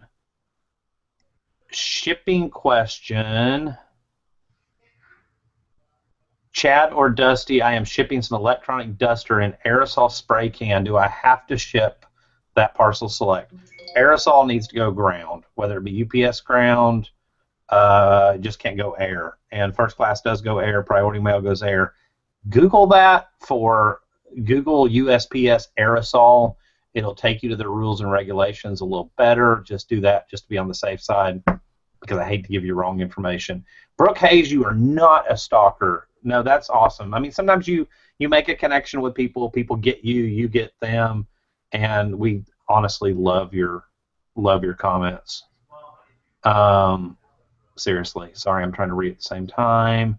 When is the Southeastern Pickers meetup? Asked Michael Oliver.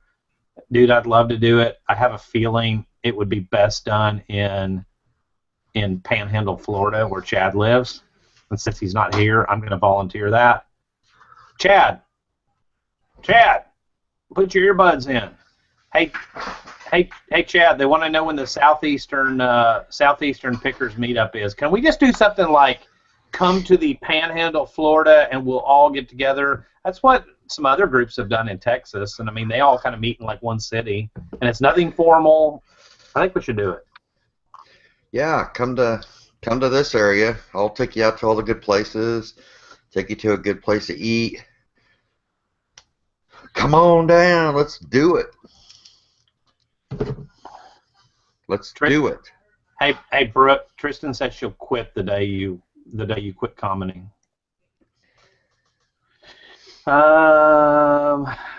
Let's see. Oh, we got a message while I was gone. By the way, if you're just now joining us, you're watching the Grumpy Old Men of Reselling. You can call or text 812-329-3554. We're taking calls. The lines are open. You have had a request to do your phone sex voice as well. Oh. I went to a thrift store today, and they said that next week they get rid of all their stock and put new stock up. Would you recommend to put an offer to purchase their leftovers? After they run the sale? Yeah. Absolutely not. No, it's going to be it's going if they're going to run like 50% off, and maybe I'm misunderstanding. If they're going to run 50% off or 75% off, what you're going to be left with is going to be crap. Unless you're doing flea markets or something like that. But if you're looking for eBay, no, I wouldn't touch it with a 10-foot pole. Yeah. The Selena Interpreter sex line. Here's a good one we just got. Love these shows. Here's my complaint. I just got a best offer I'd love to accept, but looked at the buyer's profile and they've left nothing but negatives for sellers. Have to pass. Keep up the good work. To Bill Bratsky, Chewbacca Booberry. Hope I to change that name soon and start uploading videos like y'all's. Pittsburgh, y'all. I would, if they truly left that many and they look like unreasonable negatives, I would decline and I'd block them. Yeah, it's just, at least you're doing your due diligence, and I think that's important for buyers. Just check that out. Just take a second and check it. Does anybody hear an echo? Oh my God, are you going to blame me for that one? I'm just asking. There's a question in the side chat. Okay, answer it. Alan Shirky asks, states, had a tape deck lost in USPS system for 2 months. Had to refund cost and shipping. Now it shows to be delivered. What's the best way to proceed? Have the receiver refuse if they still want it pay. If you've already refunded, I mean, what's the best way to proceed? Have the receiver refuse if they want it pay. I mean, you can't force them to pay. You gave a voluntary refund. I mean, whether it be kind of involuntary, you gave a refund. It still got delivered. I mean, you can't. I mean, am I right? Do you agree? Rather, is there? Yeah, there was. Yeah, there was something I saw today where somebody had actually sent something to somebody. They didn't get it after a certain amount of time. They gave them a refund, just gave it back to them, and then they just checked the tracking, and like 2 months later, it showed up as delivered. Is there anything they can do about it? No. That's why I think it's important. I don't know. It just depends on what you just chalk it up. Chalk it up. And somebody asked here in a text. It says, "Can you just mention your thoughts on accepting returns again? I'm seeing a lot of posts in the group that is just pissing me off." Guys, if you do not accept returns on eBay, you're shooting yourself in the foot, because you have to accept them. It doesn't matter. You can say, "I don't accept returns" all day long until you're blue in the face. Guess what?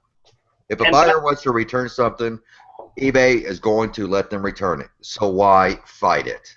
And that's one of the reasons that I'm not bashing having groups or Chad's group or any big groups or any reseller groups, but there's a mentality, especially with a lot of people that are new, because your knee-jerk reaction is to fight returns, fight them as being scammers, fight them as I don't have to accept it because they're returning it for a different reason, what my returns say, and I read those, and yeah, I agree, they piss me off, and that's a lot of the reason as well that I'm not in groups, because it's just I used to be in groups, and I used to say over and over again, there's, like Chad, that there's nothing you can do, and people just don't listen.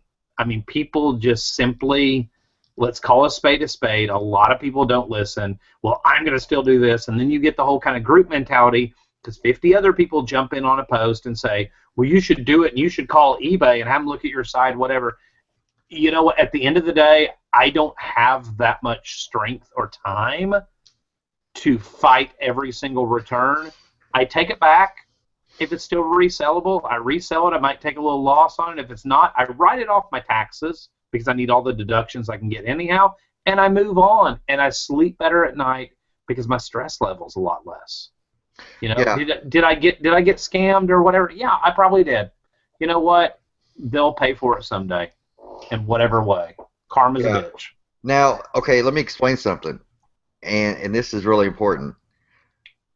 You could put on your listings, "I don't accept returns." That is perfectly fine. Just like on this thing, I put on there I put everything with vintage, most of my vintage electronics. If there's an issue, I let everybody know, and I say, due to me disclosing the issues and it being a vintage electronic, we don't offer returns on this. We do not offer warranty. Now, if somebody attempts to return it, am I going to fight it? No. But by me putting that in there, it might just stop somebody from thinking they can just, spend $600 on something and then change their mind and say something's wrong with it. I think that some people, that might stop them from returning it, but ultimately, when it comes down to it, yeah, we're going to return it. And as far as this is Katie's cup. It's not mine. Somebody had a really good point. Francisco Castillo said, "What do you guys think Costco does with returns? Walmart, etc. They write them off." We're all not Walmart. We're all not Costco. But I agree with you 100%. Once you start thinking like a business, yeah. And there's too much in this business. Too many people jump into it without any kind of business sense. And you know what? You learn that as you go along. That's not being judgmental, but you jump into it and you end up taking returns personally. You put too much emotion into it, And if you just say, hey, instead of spending 2 hours fighting that on the phone with eBay and this and that and the other, and by the time I go back and forth with this case and everything else, I'm going to have spent 3 hours on this $50 return. Well, in 3 hours, I can list 30 items. I can make a whole lot more than $30 or $50. Yeah. It becomes what's your time and what's your effort worth, And there's people that disagree because I've heard people say, well, you're just teaching people that they can scam. The scammers already know how to scam. I'm not teaching them anything. I'm not making it any easier. Well, how about this? How about this? What? If you're in the chat and you disagree with this or what we're talking about, feel free to give us a call at 812-329-3554. We will be polite. We won't be crappy with you. There's nothing wrong with a good debate about something like this. So, like I said, the lines are open at 812-329-3554. And there's not always a right or wrong answer. I just know what I've had to do. Every business needs a business model. You have to decide before you ever start reselling or somewhere shortly thereafter how you're going to handle certain things. I have decided, and it has kind of morphed over the years, but I've decided with returns, I'm gonna take them back, not spend the time on it. If the thing is resellable, when I get it back, great. If it's not, I write it off my taxes. And that's what I've decided for my business. So it's not that there's necessarily, and it's not a one-size-fits-all. There are returns that you can fight, or different issues that are worth your battle. But you got to pick and choose. Like anything in life, you got to pick and choose your battles. What are you doing? What does that say back there on your photo thing? Where? On the hanger. I don't know. Behind me? Yeah. It looks like it says Selena something. Oh, hang on. Me right back here? Yeah, I can't. Right It's here? Yeah. Does that say Selena? I don't know. It must have been something from a listing earlier today. Man, my glass, I can't. It's blurry. Well, I don't know. Must have been something from where I was listening to something today. Anyway, we got. Somebody says, it really pisses me off when resellers bitch and whine about returns and scammers. Who has the time to complain about that crap when you can source 24/7 and never run out of stuff to buy? There's so much stuff to buy, then list and ship. Who are these people and how the hell do they have so much time? Grow up, people. It's business. Worry about making more money, not focusing on crap you can't change. Love you guys. Adam Cotter from Delaware. Rant over. Right on. And that's harsh, but business is harsh. It's like the whole thing again. Don't let emotion get into it. And some people will be offended by what Adam just said or whatever, but it's the truth. It's the truth. And sometimes business is tough love. Yeah. My dad went with the UPS store. I mean, they had district meetings, and all the store owners would get together, and sometimes there'd be big fights back and forth with store owners arguing about different ways of doing business or whatever, arguing with district or corporate or whatever. And that's part of business. But once again, I feel like this is eBay and Amazon and reselling is a good thing. But if you find yourself getting so upset over returns or what somebody else says that offends you, or getting mad at your customers all the time, et cetera, I think it's a point that you need to realize, okay, this is where I'm going to take my business. I'm not going to let this or this or this affect me. Is that your phone blowing up with questions? Yes, it says, hey, it says Selena sucks. And then somebody else says, Dusty, sign on background says Selena sucks. The message on the hanger behind Dusty says Selena sucks. And then somebody else, oh my God, the sign behind Dusty says Selena sucks. And then somebody else says, looks like Selena sucks. Dude, really? Let me guess, is that another... That was April Fool's! Is that another It took form? you an hour and a half to fix. Yes. Is that another form of respect? It is. That is a Southern. That's how we show love in the South. You know what happened last time somebody told me Selena sucks, don't you? Hang on. Here, out of true respect, I'll turn it around backwards. Let's see if Dusty remembers this. You know what? This is going to be up on your channel for an hour and a half, and it's going to be, at that point, it's going to be in 1080p. You know what happened? Uploads. You know what happened last time somebody said Selena sucks, don't you? It was not a good night. Oh. But yes, I want to thank everybody who had my back and let me know that yes, that is what it said. And shame on Dusty again. This like three times in 3 days. Well, thank you for coming, everybody, tonight. If you liked what we talked about, if you like this format, we haven't gotten a ton of calls, but we've got a ton of messages. And I think it's really neat to do it like this. If you like what we did tonight, feel free to hit the like, thumbs up button. I think it went well, don't you, Dusty? Not that we're like totally done right now. I'm just saying so far I'm very happy with the way it turned out. We haven't had any like death threats or anything through the phone. Yes, Coco Chanel said you should pay more attention to the audience chat because she said in the side chat what it said. We'll give Chad a little bit of leeway tonight, though, Coco, because he's having to juggle the phone thing as well. So I guess I'm supposed to be in charge of the chat. But, of course, if I'd have noticed you said that, I wouldn't have mentioned it. But yeah, I typically always do a really good job talking to everybody in the chat, but it's like my phone's been – I've had at least, oh, my gosh, 50 to 100. And thank you for him. Thank you for him. The screen is stuck on Dusty, it says. Oh, it is, isn't it? Oh, yep. Awesome. I like that. Sorry. But, as we said before, you're listening to the Grumpy Old Men of Reselling. Feel free to call or text 812-329-3554. The lines are open. Side chat. Are you watching the side chat? Do you have that window open? Yes. Okay, I'll try to start putting questions over there. I do. Pete is in the audience, and Pete was the one that announced that the screen was stuck on me. Hey, Pete, yeah. Pete, by the way, I liked your April Fool's joke last night, but I don't know. Chad didn't play it out well enough. I would have come up with a whole entire story behind, like, yeah, the buyer was, I would have made up some town. Like, Chad didn't cover your butt well enough on it, though. But it was pretty awesome, though. Yeah. It was good.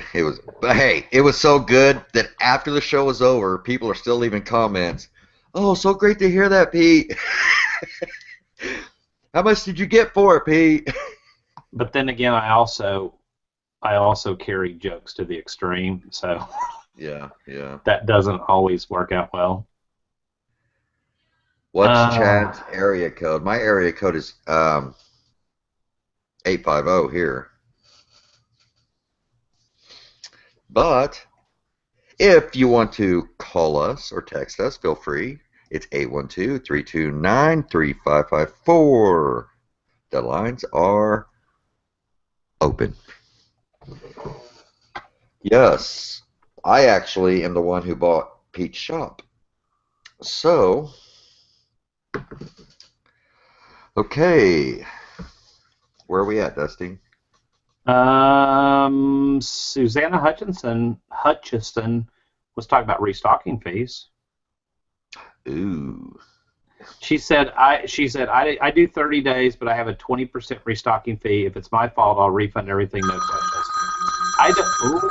We've got a call, and we'll come back to that right after this call. Reselling. To accept, press 1. To send a voicemail. You're live and on the air. Who are we speaking with? Returns. How's that sound? We're speaking with returns. Are we going to talk about returns? Just 2 seconds. What I normally do is I accept the returns. Yes, you get pissed off. Just accept the returns. You will pay for it in the end.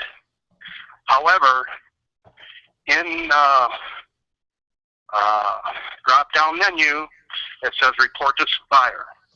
Yeah. I usually leave a paper trail to everybody that either scans me or don't scan me. I tell them that you return the product, nice, good condition, everything. But you have to accept the returns. That's it. Thanks for my time. I totally agree with you. I absolutely agree. Oh, and he hung up. But absolutely agree. And use that report a buyer if you have any problems, guys. We don't talk about that enough. Oh, see, somebody else called while we were in that call. So Call him back. I'm just kidding. no, I'm not going to call somebody back. But yeah, we don't know who that was, but he really had a great point. He sounded motivated to get that point out too, and that's good to hear. Use that button. I mean, so he said report buyers on every return. No. What he's saying is if it's he says he leaves a paper trail for every buyer. I guess whether it be feedback or I don't really know. Surely you, I mean, if it's a legitimate return, you wouldn't report a buyer for anything. Oh, here's an unknown. Let's see. Jose Alpha. To accept, press 1. To send a voicemail, press 2. Hello? Selena sucks. That is fucked up. Gotcha! Oh, is that you? Yeah. Dude, that's messed up. I did it the whole time while I was on camera with you. That was awesome. Dusty. Chad. It says Selena sucks. Huh? Somebody's Somebody's probably behind. Yeah. Well, awesome. Okay, here we go. Experts that have been reselling for 2 months and decided they are writing books and making classes piss me off. Wow! Yeah. Don't even get me started on that one. You know, and that's kind of one of the reasons. Okay, here we go. Here's a good example. That's kind of one of the reasons, and you're the one that and I'm not gonna lie, I kind of copied you. You started doing your 101 items sold on eBay. So when people watch your videos and you do a haul video, and then they get to go back, and I imitated that, and people were like, "Wow, I remember when you bought that." And now you're doing 100, or I don't do 101. I do like 51 at the most. But I do a video that is a screen share showing what I actually sold, and people can see, you know, I got more than that. I got what I said I would get. I got less than that, but I'm not full of crap, you know. And you can, I think you have to give whoever you are doing videos or doing groups or whatever, I mean, you have to have a certain amount of transparency, and there's kind of a lack of transparency in this community, somewhat. Yeah, I mean, it really depends on what your end game is. Okay, I don't know. I don't know how much more, and I don't like. Everybody uses the word transparency and stuff like that. It's pretty nuts and bolts, basic stuff with me. I stopped doing pretty much the haul videos because I feel that, you know, why not wait to show my items that sell instead of telling people, well, I hope to get $60 for this when it ends up only getting $25. Okay, so why not show the items that I sell, and all these items were sourced so people can actually see what items were sourced, you know, and it even doesn't even matter what I paid for them personally. If they see that it's currently selling for $50, okay, they can say, okay, this thing's worth $50, you know. If they can buy it, if they can get in it at the right price to make money on, then I've done my job. You know, they're knowledgeable about what this item is currently selling for, and it also gives them a good idea of products that are out there that maybe they just didn't know about. So, which I think it kills two birds with one stone. with the 101 video series that I do. I just really think it does, and people seem to like them.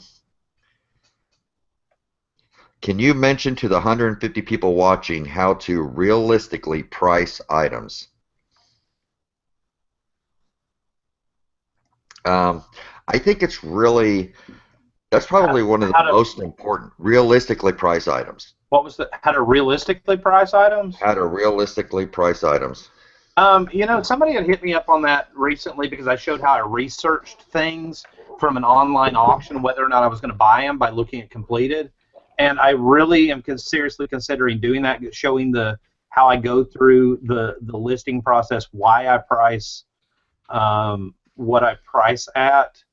So, yeah, watch my channel. There's going to be one of those coming up because I think it's a great subject. I go to completed and sold, and it's a combination of what is the highest price minus maybe a little bit, and then sometimes I'll look at recent in the solds to see what the trending price is on that item. And it's kind of a combination of a figure I come up with in my head, and it's also based on, you know, if I paid $10 for it and it's worth between 100 and 150, but more recent tells me 100, I'll put mine at 99 bucks and let it fly, you know? Oh, this is screwed up. I might know who this is, but it could be anybody that watched that show. But it says, the Spice Girls rock, Selena sucks. That could be one person. Is that my buddy Jason? It may be. It may be. What's the area code? But if it was Jason, Jason knows that he could call 812-329-3554 and tell me that to my face. Jason, if that's you, I think you should call because it'd be awesome. Yes, we do have an open line tonight, folks. You're listening to the Grumpy Old Men of Reselling. You can call or text at 812-329-3554. The lines are open. The lines have been open for the majority of the show because Chad scares everybody off and they'd rather text. I'm sorry, what? And by the way, there is a new Selena fan Facebook group. It's not for resellers. It's for Selena fans. So if you are interested in this, I've literally gone through and put my items of my collection in there. It's just a place that we're wanting to put out there for actual Selena fans. So I'm really excited about it. I know who the Spice Girls was because they just texted me. Apparently, it wasn't him. And it wasn't, but it's pretty awesome. Well, tell them to call. Tell them to grow a pair. Everybody knows that Selena just totally murdered the Spice Girl. Oh, that was a bad. No, she totally. Oh my God! them. What are you gonna do? Put a funeral picture on their page? No, Selena just totally beat the Spice Girls in our little competition, and it was a sad day for the Spice Girls that night. Oh, you're killing me. Yes. All right. Really irritates me when people show they are shipping 17 items out on Monday, but fail to say, they were $5 items till they're questioned. If you're going to show how many shipped, tell your net from them. There's a certain amount of, and that comes with social media of any form, not just Facebook. There's a certain, because you are anonymous, and that's just kind of the day and age we live in. People will brag. People like to be seen. People like to be heard. People, that's just kind of human nature. I agree. It does kind of, there used to be a couple of people back when I was in the Reseller Society initially that would show these huge carts of priorities, and I'm like, but you never tell what you buy or sell. Like, what does that mean to me? I mean, I totally agree with that. That's why I try to be a little more transparent, and I know you do as well. Here's what I sold. Here's 101 items I sold. If you watch the other videos, you've got an idea of what I paid for them, so you kind of know that it's legit. So, but yeah, I totally agree. Here we go. We got one. Do you guys accept fan mail? Going to be on the lookout for Selena stuff. Hashtag Team Chad. Absolutely. If you ever find anything Selena, get a hold of me, and maybe we can make a deal. Always looking for good Selena stuff, especially if you live in Texas, guys. That Selena stuff is in Texas.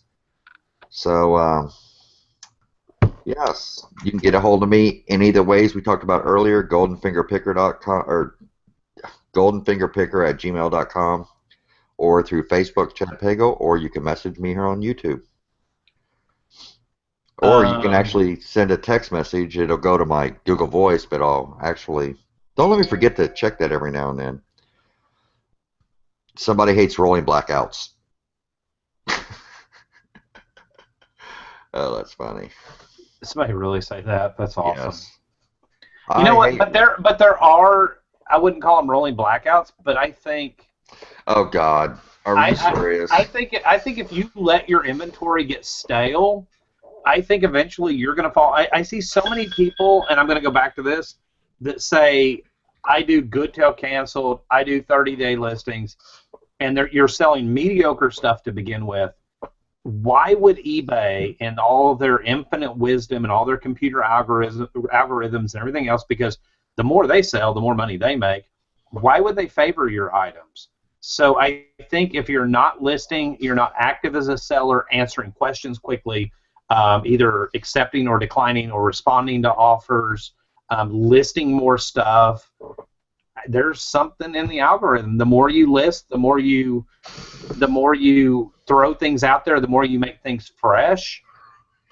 I mean, guys, I don't do anything special. My inventory is not anything special. It's the same as, well, probably not the same as everybody else's, but but I figured out what works for me, and it's to list. I haven't done a very good job of that this week, but list, keep my listings short, and I do a relist. And, people can disagree with that all they want to, but it works. I get sales for whatever reason. And then I run a lot of sales. I use Markdown Manager if you have a store subscription, and I run sales constantly. Chad, you run a lot of sales, don't you? Oh, I run sales all the time. I hate LAMP. What? Maybe I'm just a big fat liar, but you know what? I have no reason to lie, and what I'm doing is working, and so I'm going to keep on doing it. So let's talk about this real quick, Dusty. But before we start talking about this, we want to let everybody know that you are watching the Grumpy Old Men of Reselling. You can call or text 812-329-3554. The lines are open. But we were talking, okay, this is what happened today with me. And I talked to Ronnie before Dusty about it, but I got this book, okay, and I didn't even bring it home. But it was a book. It was 50 cents. It was at a yard sale. And I don't do Amazon, but, if it's not very crowded and there were a bunch of college textbooks, I got my Amazon app out, and I just started scanning. Okay, and most of them were like 0.1 cent. We were 0.1 cent. And I scanned this one book, and it came up $560, something like that. And I'm like, okay, yeah. But with my experience in this, I've learned that just because it's 500, somebody's just shooting for the stars on something because it was an 8 million rank. So, but then I looked, and there were like 5 other sellers on it that were selling for 500 plus, and I'm like, this is a little strange. So I went ahead and just bought it. Okay, 50 cents. I put it in the car. I sent Ronnie a message, and I sent Dusty a message at the same time. And do you want to explain, Dusty, what actually happened and why I saw that and how somebody can really screw themselves? Or did you make a video about it? Smart Alec. No, I did not make a video about it. I'm not going to lie to the audience. I'm ordering Chinese food right now. Sorry. But I realized they close in a couple of minutes. Add to order. Okay. Teriyaki on a stick, crab rangoon, kung pao chicken. Hang on one second. While we're waiting on Dusty, I'll read this. If someone were to send you a Steelers mug, would you use it in a video? Or would that result in you sleeping on the couch? I wouldn't send me a Steelers mug just to get it on video. I mean, it would go into the same cabinet as the Bengals mug, because Katie isn't allowed to put her Bengals mug in our actual coffee cup, because only Indianapolis Colts cups are allowed in there, or Starbucks cups. So, but yeah, I wouldn't sleep on the couch. But I grew up just admiring the Pittsburgh Steelers. So it was always the Pittsburgh Steelers and the Dallas Cowboys. That was the big craziness back in the 80s. What about a Selena mug? Oh, crud. Hang on just a second. Yeah, there's a Selena mug that I want so bad, and it costs like $200+. And it's just a stupid coffee mug. But yeah, holy cow, if you can find a Selena mug, let me know. Suzanne says, I'm a minimalist. Can't stand having a lot of inventory. I'll be right back. Yep. Please don't give validity to the blackouts people. eBay makes money off your sales. They want you to succeed. People will come up with excuses. I'm one of those guys that sits there and say, quit looking for somebody to blame. If stuff is slow, just keep plugging away, because it's not going to do you any good to waste energy complaining. It just isn't. And I don't want to sound mean about it. It's just one of those things. If you have to look anywhere besides a mirror to blame for your business, then you're looking in the wrong place. Because really, it all comes back to you. It all comes back to you, regardless. You can complain about the way eBay does something. You can complain about the way Amazon does something. You're not going to be able to change it. So, roll with the punches. You hear me say it all the time. Roll with the punches. If you're not flexible in this business, then you're not going to be able to succeed. It's plain and simple. It's black. It's white.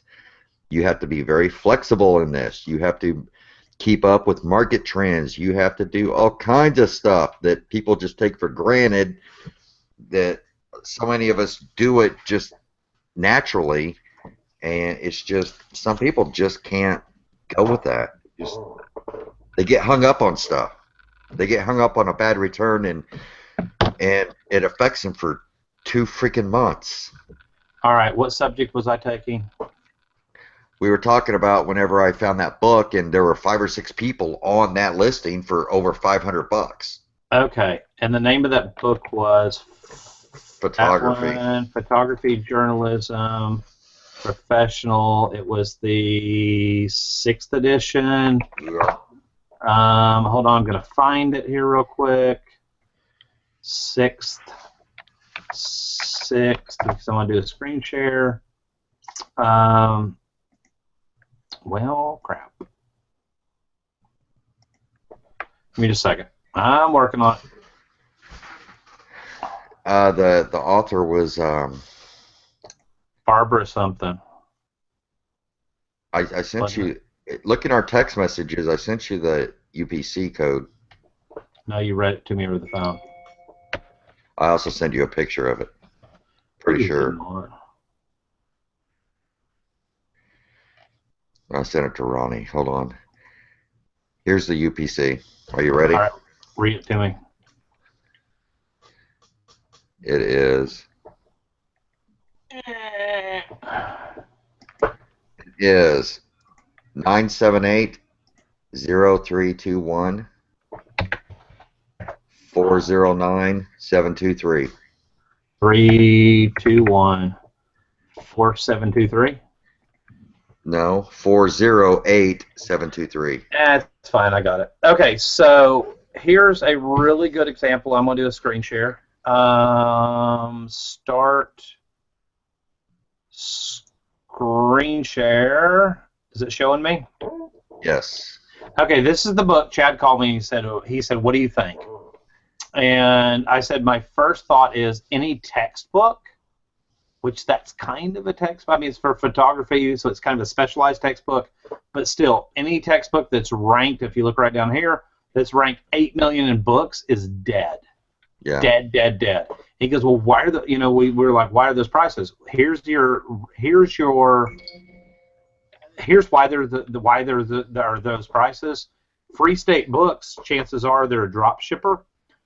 Owl's Books and Better World Books, I know for a fact that they're probably drop shipping or they're coming up with crazy prices. These three sellers, and you can tell pretty much based on their total rankings, not to mention the fact that their feedback on Amazon standards sucks, but based on those how many ratings they have, those are guys that just ship books or drop ship from somebody else, and they don't give a crap. So chances are these three people do not even have those books in stock. What will happen if some idiot, second thing, and I want to point that out, is there's no photo. If that was a good recent textbook, somebody would have updated the photo a long time ago. So, but based on that right there, what will happen if they sell one of those copies, they will jump over onto eBay or Abe Books, which is actually owned by Amazon. There are lots of other book websites. They'll find a copy of it somewhere. They'll drop ship it. They'll buy it for $20, and they'll sell it to the unsuspecting buyer for $498. What did we see it going for on eBay, though? Chances are it's not going to happen. But if you look at Better World Books and you realize that Better World Books has 14, I'm going to get my calculator. No, 143,770 items times 12 per page, that they have 1.725 million books listed. They don't give a crap. But I think Better World Books is actually, I think they're actually a brick and mortar store. They get quote unquote donated books. That's a whole nother story. Do your research on them and you can figure it out. But you know, if you look at Owl Books, it's going to be the same thing. It's going to be, I can tell you, and I haven't clicked on this, but I can tell you right now, they're going to have 87,908 pages times 12 per page. These are guys that literally rake the catalogs, is what they call it. They scrape the catalogs. This guy right here is probably got, well, he's got 200 times 12. That's a little less, but yeah, they don't have that book in stock. Or this guy might have come in and seen that it was this over here and gone, holy cow, and he's obviously using a repricer, or he manually priced and priced a penny below that guy. These are bullshit books. That's it in a nutshell. These are bullshit books. They're never going to sell for that. And I see so many people that jump on that without paying attention to, like I said, sales rank, the fact that there's no picture, there's no product reviews. This textbook was in 1997. Very few textbooks have a shelf life of whatever that is, 19 years without having a next edition come out. So you're telling me they just quit on 6th edition and nothing else? You know, I mean, really, it's a bullshit book. Yeah, we found this book on eBay. $5.99 did not sell. $5.99. So, what lesson is there to be learned, Dusty? I mean, say I had a garage sale, okay, and I had that book and I had $100 on it, and they're like $100. They'll say, hey, scan it on Amazon, you know, and they scan it and they see $500. You know, I may have just like got $100 for that book because they're not, they're rookies, or they don't understand when they see. Just because it's and you know, and if you're a rookie, that's not a derogatory term. I mean, it kind of is in a way, but at the same time, you know, I mean, you're going to make mistakes like that. You've got to learn about sales ranking. There's a whole lot more to Amazon. I mean, if you're sending in books, guys, they're doing free inventory recall for the next 29 days now or whatever.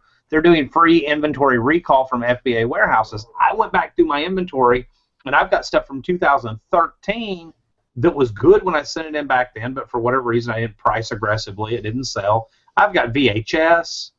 You know, and I love the people that say, "Oh, VHS sells great." You know what? If you sell VHS, it's great. That good for you. But I'm going to tell you right now, as somebody that sent a lot in back in the beginning, I've got a lot of crap sitting in there right now.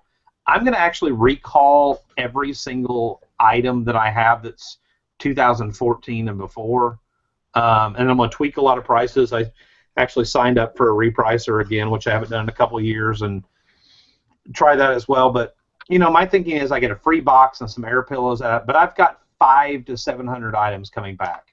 And when they get back, some of them are old science fiction books that I bought a lot of, like 1,500 science fiction books, made a killing off of them.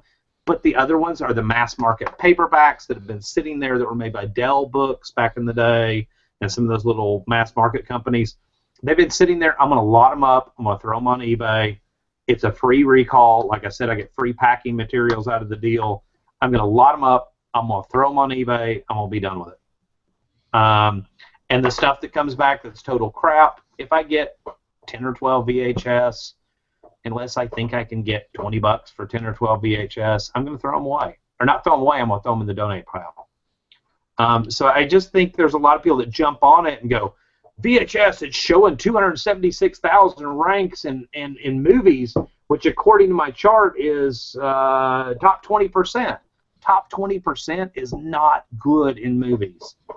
I'm here to tell you right now, the things that categories are weird. You've got to learn categories.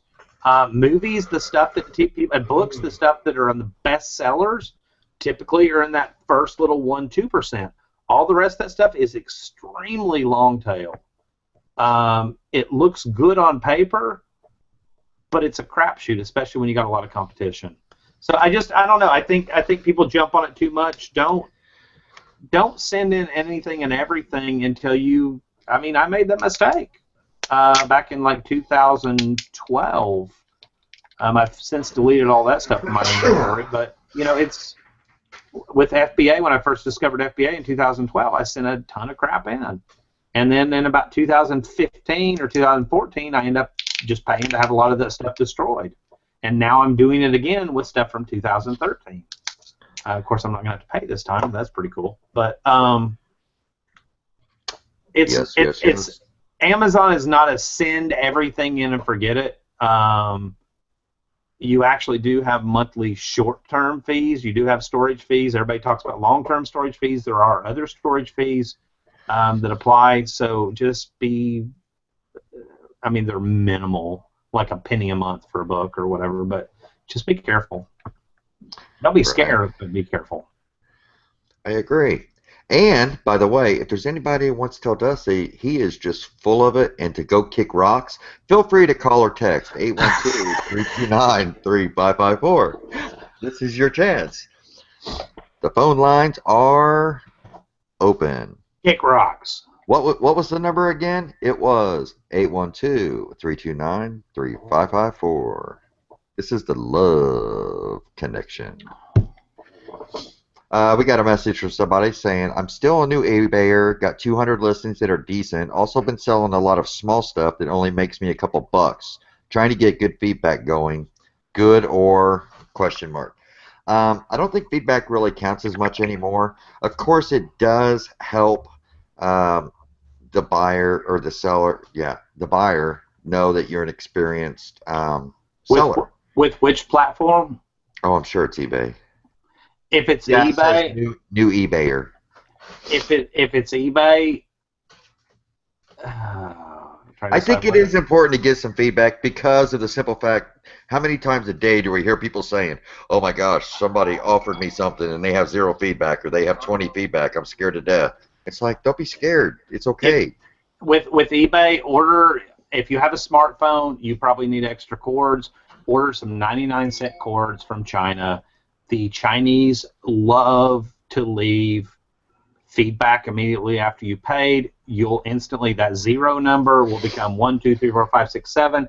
Yes, that does not show as feedback as a seller, but a lot of people, if you're trying to get the number up there, that's a really super easy way to do it. Go buy some 99-cent stuff. Yeah. And somebody said that is an ugly hat you're wearing, and they're not talking about Dusty. I'm not wearing a hat. Yeah, whatever. That's my hair. Yes, it's my hat. We have an issue. I'm having issues trying to list while I still work 40 hours a week. I want to do eBay full time. It's hard when your spouse does not think it's possible. I have even told him about you guys, but he swears you've had thousands to start with. I guess I have to prove it to him. Let me tell you something. Go back on a video, and there's a lot of resellers out there. I know we did it. It's called a $20 challenge. Unfortunately, I mean, it went too good because Kim got like a $400 pair of boots that day for like $8. But it does happen. You can start with $20 and take that $20 and turn it into 40 or 50 or 60 or even 100.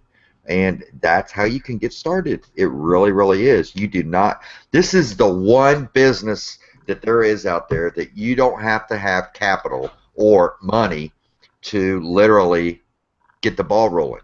You really, really don't.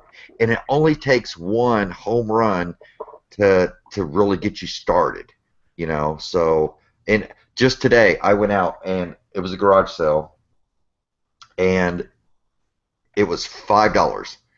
It was an Excalibur Grandmaster chess, computerized chess thing. And I'm missing one rook piece. But it's still worth, I've got it at $249. It's these things are expensive as all get out. I would have priced it at $350 probably if I would have had that one piece. And that's all it is. It was $5. $5. And know that piece is not available on eBay or online because you and I spent like 20 minutes together looking for it. So, but I don't, you were kind of like, do I price out the parts or price and then put the board set, because the board was bringing $129. Yeah. That was for parts. The 120. It was for parts. Yeah. And I said throw it up there and put missing one piece. Be very specific about it. And I said, dude, you'll probably, my opinion was, and I think you were obviously the same, you'll get close to full selling price because somebody knows all they got to do is find that one other piece. Yeah. And it's or your option was to set it back and not list it and wait till you found that other piece. But I was like, I would just list it. And you paid $1.50 for it. Yeah. No, it's not a power cord. It's the rook, the chess piece. And you can't just use any of them because I tried stick a magnet on there, and it didn't work. So there's something about these pieces that it talks to the board. You have to have the pieces, and and it has to be for the Grandmaster. They're just different. Somebody had sent me a message today saying, "Hey, I think I found this," and it was for Excalibur, but it was for a different it's not the Grandmaster. They're different. They're different for every set. Yeah, they're different levels. Yeah. So somebody says, "Do you guys ever bundle on eBay?" Absolutely, we do. If I sell an iPod and I put the earbuds with it, a case with it, that's considered a bundle on eBay. That's what I do. I don't really I wouldn't sell a stapler and then get some staples put with it and get a hole punch and put with it. I wouldn't do any bundling like that.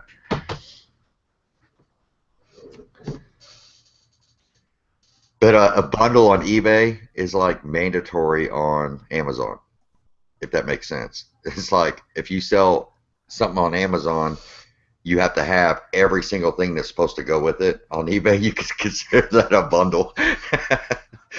That's funny. And Amazon's really specific too. You can't. I saw something the other day. Somebody was not gated or they were gated for like health and beauty. So they were trying to make a bundle of like health and beauty products with some grocery products. You can't. That's like asking to get your account suspended. And there's a lot of rules with bundles on Amazon. You got to be really careful. But yeah, totally.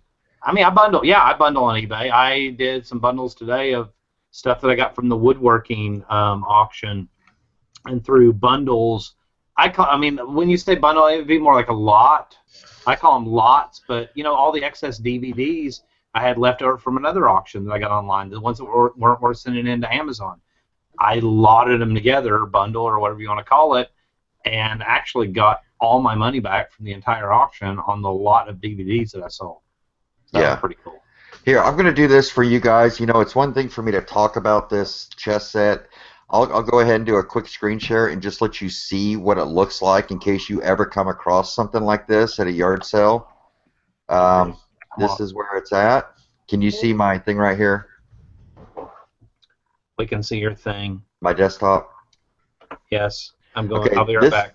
Yeah, this is what it looks like, guys. See, I'm missing the one piece. And it lets me know it's in the G1 position that it's missing. Let's see. Where's the stupid... Oh, here we go. This is the Grandmaster Excalibur.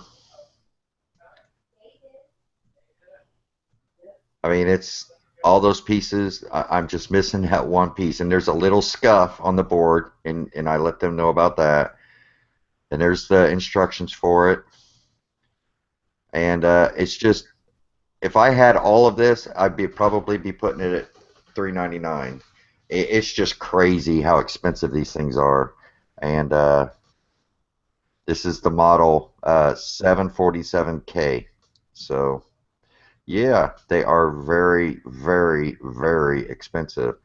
The pieces are selling between $8 and $10 a piece. People are parting them out, but nobody had any for me. So, are the ones I need. I needed the Rook.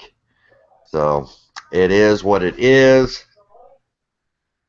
But yeah, if you guys would like to call in, the number is, you can text or call. It's 812-329-3554. The phone lines are open. We've been getting a ton of messages. Girls like the G1 position. Oh my gosh.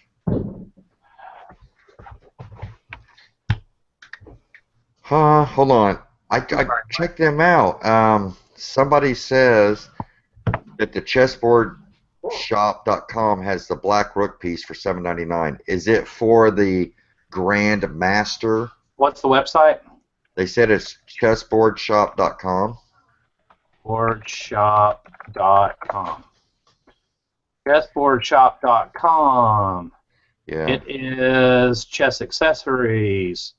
We've got... It's the Excalibur Grandmaster. Switch, Rook, and Knight. Grandmaster. I'm going to put that in our search box. We've got...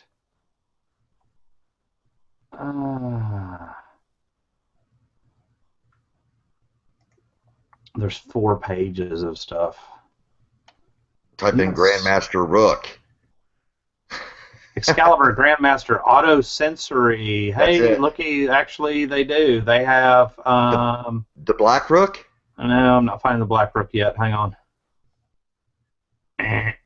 But they do have they have Bishop, they have everything else. I put in Grandmaster Rook. And it says, oops, something went wrong.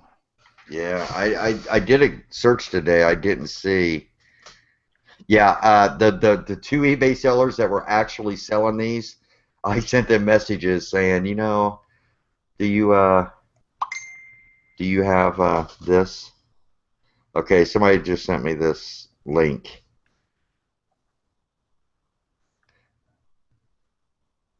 Hey, Jim, Tristan said Black Rooks matter. That's awesome. So Jim Bennett said he's got a Kingmaster 3 with missing pieces. Jim, if you don't mind parting stuff out, you can get about $10 a pop probably. I don't own the Kingmaster, but that's about what they were bringing on the Grandmaster. I mean, it might be worth parting out or picking up the extra pieces. But he sells board games, so he knows what I'm talking about. He knows what he's talking about, rather. Yeah, this magnetic Excalibur chess Rook, that is not the one, I don't believe.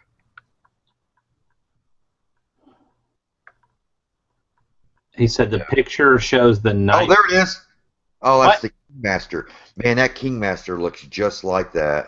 Yeah, but apparently, according to that chessmaster.com, it says that they're auto-sensory. Yeah, I So know. they're either weighted or they have a microchip or they have something that knows that piece.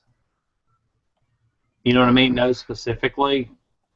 And that's Yeah. why they had that green felt on the bottom because you showed me that today, and I'm I wondering took if one of those. them off, dude. Did you? I took one off and it's just flat, and I'm like, what the hell? Because Yeah. it's not. I tried to use a magnet and it didn't work. Tony, Chad, read my comment. Let's see. Is the comment on my phone or here? Who said that? Tony Fiacia. It must be. I'm scrolling. The audience is going. Did I put the rook in the wrong spot? So fast. You might have. Hey, Chad, I made an offer for the complete set of pieces listed on eBay.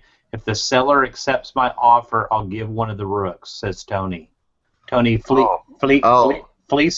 Sorry. Are you talking about that one for 120 bucks? Yeah, those things. but he made an offer on it, so and he knows that he can make money selling them, and he will give you or sell you or whatever. You can part those out. Absolutely. Let me know. And and that's a good example. I don't like parting stuff out. I really don't. But to knock out that many chess pieces would be so simple if you use, and hopefully everybody in the audience knows how to do this. Once you list the first one, click Sell Similar, change your picture, change the word Rook to Knight, leave the word Black, go on, leave a generic description, and then go on and sell similar again. And then once you get to the white pieces, change the word to white, and after that first one, you're just changing the name of the piece. I mean, so I did that with motorcycle manuals, and I literally listed 160 manuals or 170 manuals in like a day and a half. And when I say day and a half, it was probably 7 hours total, 8 hours total over the work. They said there's a roach on our wall, or I don't know who he's talking to, but it better not be. My wife will freaking go crazy. You got a roach on your wall? I've never seen one in this house, but... Yeah, no kidding. Carlos said, there's a roach on your wall, my brother. Whose wall? I don't know. There's a roach on my wall. Can we smoke it? Yeah, no shit. All right, guys. It's been oh my gosh, it's been 2.5 hours. All right, so now it's time to get grumpy. No more questions. What do y'all want to hear? What do you want to hear us bitch about? Yeah. But if you would like to call and give Dusty a piece of your mind, feel free to call or text 812-329-3554. The lines are open. Yes. Talk about Black Rooks matter. Somebody. Oh, that is so awesome. Oh, I point things out. That is funny, man. Talk about Black Rooks matter. Did you not hear Tristan say that like 20 minutes ago in the chat? Oh, no. That is funny. Not that. No, I'm not. No. You know what I mean. That's funny. Somebody, Daniel okay, if I butcher your name, just, I need to go get some more coffee, so while you're talking, yeah. Dustin Saunders said he did. Okay. If I butcher your name, I apologize because I'm from Alabama and we can't read, so there you go. Daniel Accaret said, are sets of plates at the thrift store worth money? Daniel, I will tell you that they are and they aren't, and it's total hit and miss. And you know what? Let's do a little screen share while Chad's gone. Let's go over here to, can y'all see my screen? I hope so.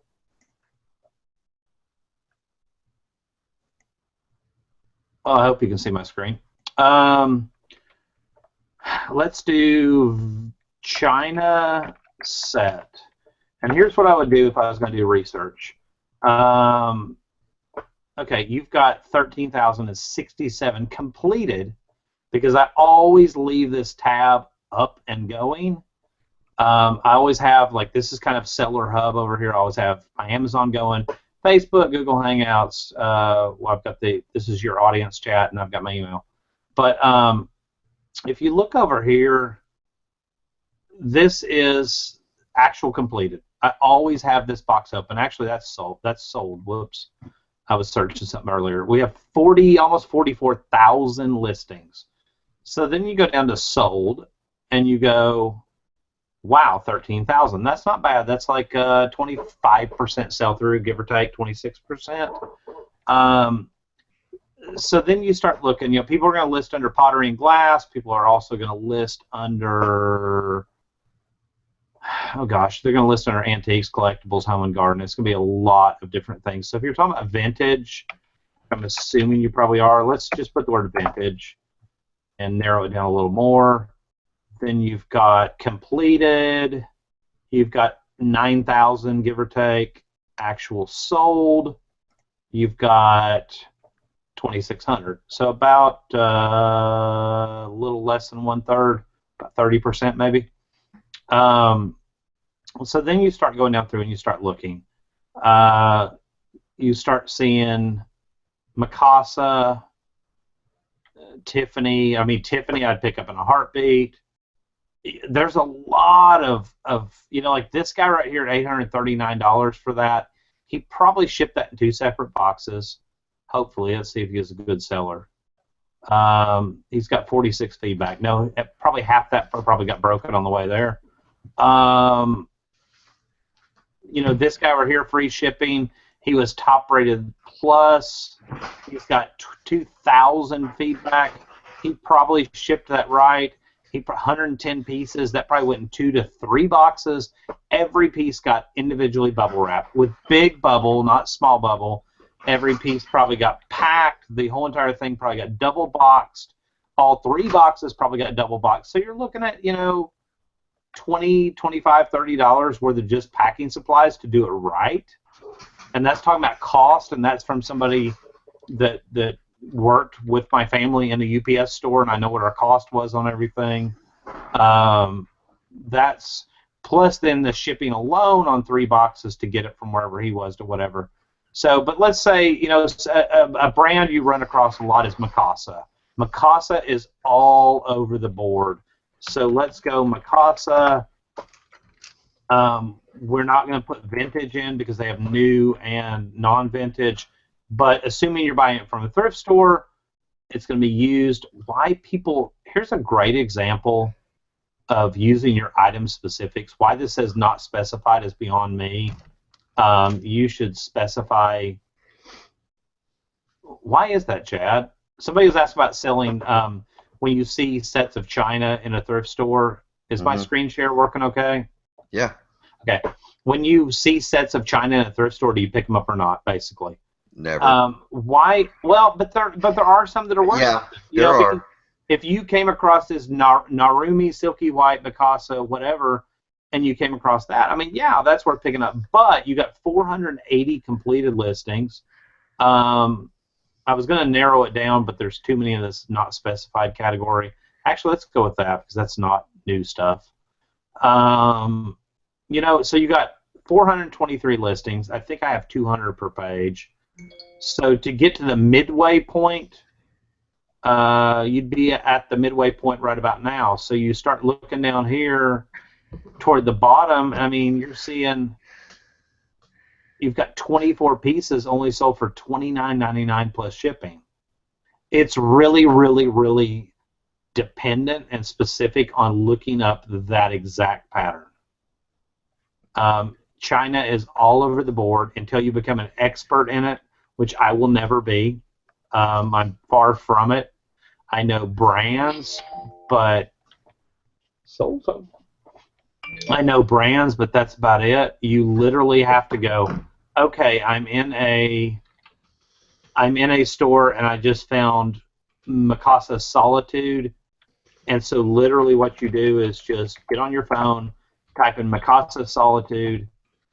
You look down here and you're like, okay, 4 bowls. I can get, I don't know what they took, probably $60. You know, serving pieces are always worth a lot. If you can get the set of china cheap enough and it's got enough serving pieces, you literally can take the rest of the crap, like the bowls and plates, and donate them back and make money off of the coffee pot, the gravy boat, the oval vegetable bowl. Serving pieces, whether it be a flatware or china, are always worth the most. They really are. As a general rule across the board, they're always worth the most. So, Chad, take it away. China sucks because I don't know anything about it. But It does suck. Somebody just asked me. Go ahead. Before you came back in, I said, you know, there's a lot of boxing involved. There's a lot of, that's what you got to consider, you know? Yeah. Yeah. Somebody just asked me if I'm wearing a woman's shirt. No, it's just on backwards, crisscross. Plus, it's on backward. Jump. Yeah. It's actually, I have it on back because I like the way the back looks better than the front. So I'm wearing it backwards. And it's not a woman's shirt. It's the 1995 Selena Dreaming of You shirt. Really? A woman's shirt. There's a woman on it. But yes. Let's see. Okay. Pretty much caught up on the messages. If you guys would like to talk to us, feel free to call or text 812-329-3554.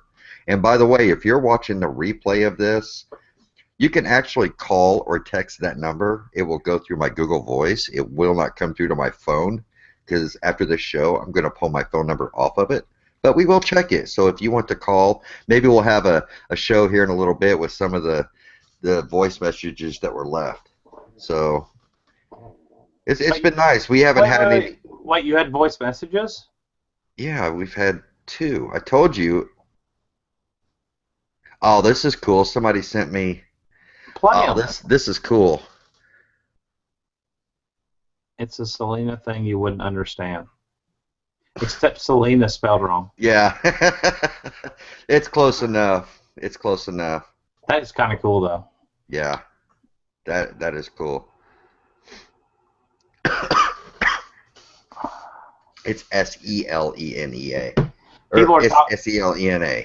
People in the audience are talking about China, and you know, when I was first JGU Rule 35 said China does suck. When I was first picking, I would buy it thinking, oh, this is China. Oh, yeah, and it ended up giving it away.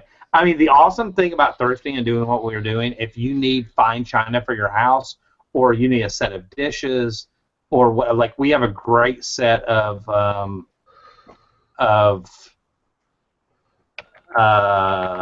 Haviland Bavaria. It's the Bavarian china in the blue garland pattern. Unless we got rid of that, which my wife will correct me if we did. But that was something she wanted to collect, and we came across it, and it was super cheap. And it's not really worth, because I don't want to go to the hassle of all of it, but if we ever need fine china, we have it. I think we still have it. I may have sold it. Yes.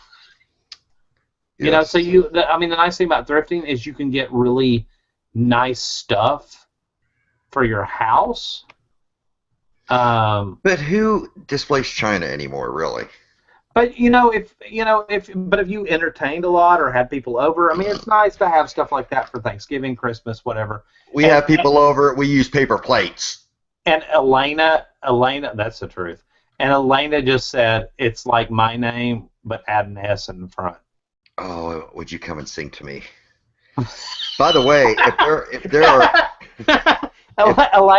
Elena, you're in Florida. All you gotta do is drive like, I don't know, what is that, 350 miles and come sing to him. That's awesome. I haven't talked to Elena in a long time.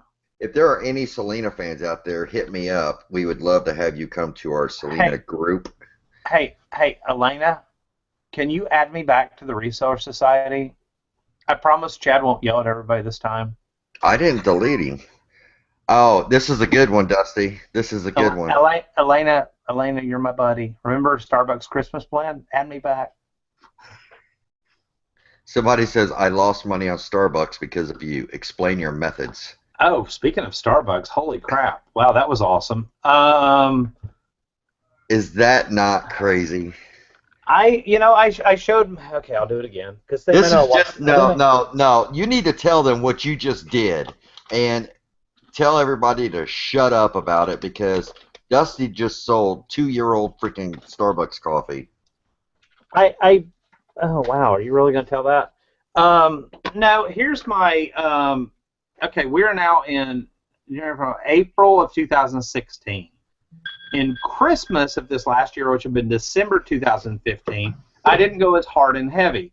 But you back up to December of 2000 because I saw the writing on the wall. December 2014, Chad had announced it a month previous in November 2014, which is when I first met him. I met you in like October, about a month before that. He announced Starbucks Christmas blend. People go crazy over it. It's only introduced seasonally, whatever. And I just met Chad, and I said, hey, don't say anything else about it because I'm going to kind of, and of course he did. It continued to blab his mouth.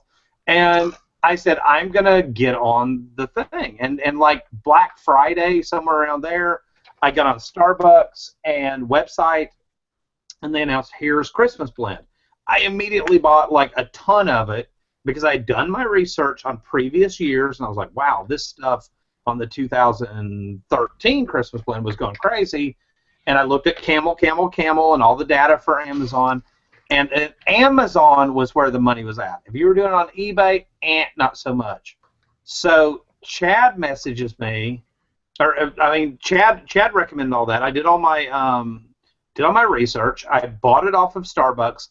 It came in, and we're lucky enough that Starbucks ships out of Mississippi. That's where their warehouse is. We're right next door in Alabama. Their processing time was 2 to 3 days, which sucked, but their actual shipping time was like 1 day, FedEx ground. When it came in, the first load that came in, and you can ask Tristan, my wife, the first load that came in at 2 o'clock at our mailbox store, and I literally raced home with it, got on Amazon, threw labels on all of it, sent it back in, and ran it back down to the mailbox store to get out UPS to the warehouse by 5 o'clock that night. And it was into the warehouse by the next day. It was checked in within about 1 day. I was one of the first ones in. I made really good money during November, December. About Christmas-ish, about the 20th, 25th of December, by that point there was a lot of sellers. And by that point I had reordered from Starbucks several times. And as closer it got to Christmas, the better sales they ran, like 25% off. Then they got to like 50% off. So I made 1 or 2 last like big $400 or $500 orders and said, okay, I'm done. You know, there's a point where you don't get too greedy, and that's not just with Starbucks, with anything. If you find a niche with something that you're selling on eBay or Amazon, always keep in the back of your mind that trend could end at any minute when other people figure it out. And so our numbers for December, about Black Friday, December, about November 2014 through probably the first week of January, I spent, and this is still hanging on my wall, I spent $2,583 on Starbucks Christmas blend. My total gross was $7,200 off of Amazon, minus my fees, which might have been on that many units, might have been, let's say, I forget how many units that was. That was a couple hundred units times a minimum of $4 or $5 a unit, about $4 a unit. My fees were maybe, let's say they were $2,000. But I still doubled my money. I still doubled my money when it was all said and done.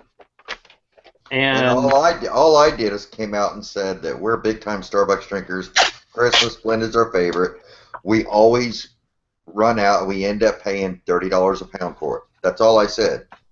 But then when this last November rolled around, Chad goes, "Hey, are you going to get into Christmas blend?"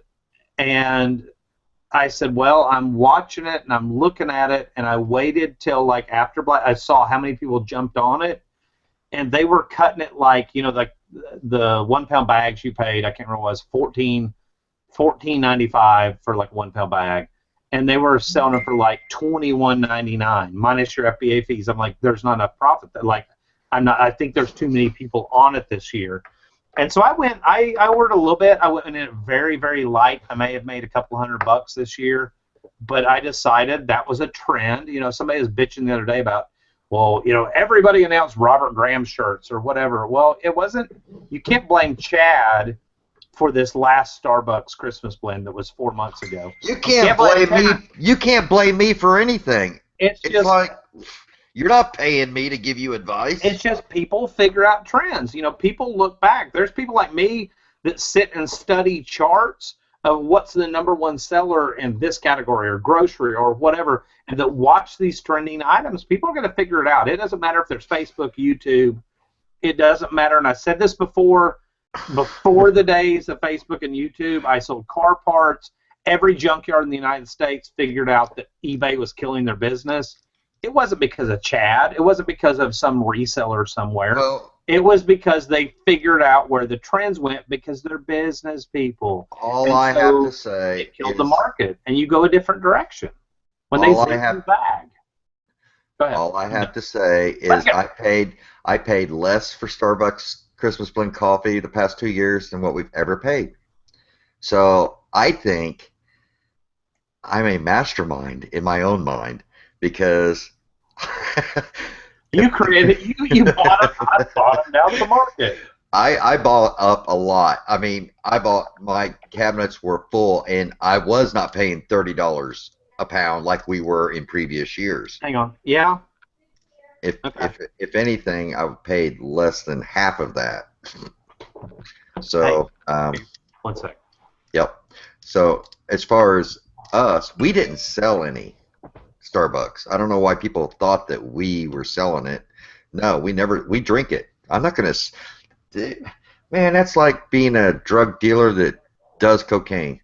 You know, if you do cocaine and you're gonna take it off of yourself. So, yeah, I would drink it all before I sold it. Oh, here's a good one. Here's a good one. YouTube sellers kill the market on every item. Bottom out prices. You kill eBay and YouTube. Yeah. Yeah, we've that's an age-old argument. You know, it's the people who complain that we share information. Those people that complain are sitting there watching my video and soaking it all up. It's like, dude, if you got such a problem with what, then why are you watching? But yeah, that happens all the time. Most of the people who complain about stuff like that are sitting there watching instead of going out and making money for themselves. They're just looking for somebody to blame why prices change, trends change. It's just like we said earlier, if you're looking for somebody to blame, look in a mirror if you're unhappy with the way your business is going. If you can't adjust to market trends and just those changes, then there's really no need to be in this for the long haul. You know, if you want to jump into this to earn some extra money, and you know, then fine. That's really, really good, and go for it. But if you want to get into this as a business, then you need to be able to be flexible, roll with the punches, move with the market trends. You have to stay above it, in front of it. That's just all there is to it. Sorry. But that's an age-old argument. It's like, and as far as me giving out information, and this is how it works when it comes to a community. If I share something, and I've got 50 people around me that like, oh, that's cool, I'll take that information, and then those 50 people put out information, what just happened? I put out one thing, and I got in 50, okay? So I'm actually growing more than what I'm giving. So in the long run, it's only benefiting us to be in a community of sharers. And did you get another question? Yes, they said that YouTube is killing the market and all that shit. Us YouTubers. Mm-hmm. And then I just explained the whole argument. It's just people looking to blame somebody. So I'm getting in trouble because I ate her crab rangoon. I had to get up and go tip the guy because I forgot to put. That's why I had to pause it because I forgot to put the tip on the online order. I had Cujo. I know she was holding back the dog from hell. Yeah, yeah. It's getting late, dude. No, it's not. Guys, is it getting late? Nobody has called us, Dusty. By the way, our lines are open. The number is 812-329-3554. Call or text. And that's been a great aspect of the show tonight. I really enjoyed it. And I don't know how often we could do that. I'm sure other people will start doing this just because we did it. Now you'll start seeing it pop up. So, but that's cool. I like the aspect of it as long as you don't get every freaking call somebody calling you a dick or screw you or... Yeah. Sandra Bartlow said complainers don't have a chance of making a lot of money. They're thinking negative all the time. I mean, guys, that is so true. Think like a business. I mean, I'm gonna, and I know y'all get tired of hearing this, but I learned so much from my father in business, whether it be the grocery store or the UPS stores that I worked in. You know, I would hear my dad complain occasionally in the background, but the majority of the time, he just concentrated on making money, keeping the customers happy, whatever. When something bad happened, you know, yeah, he'd complain about it, whatever, but he'd move on. And you just can't, you know. Yes. Can't do it. Well, our viewers are getting ticked off and leaving, so we either need to go off or... No, are they really? No, it's just, we've been on forever, man. Okay, here we go. We got one. It says, I think you have expanded the market and made life better for a lot of people. Thank you so much. Appreciate it. Dawn. Well, thank you. That's awesome. See, for every shitty message we get 5 good ones. So that's awesome. Thank you so much, Dawn. And I think you're going to be back in the Reseller Society against my best, you know, against my desires. But who am I? I am? Yeah. Did Elena ever chime in the chat? Oh, here's another one. Selena sucks.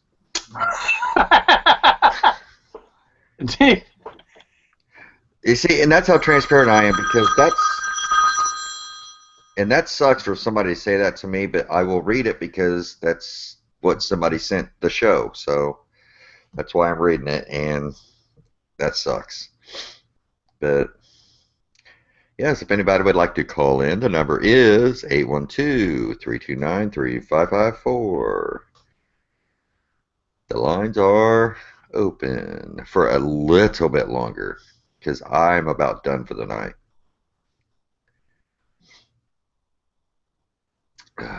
Let's see here.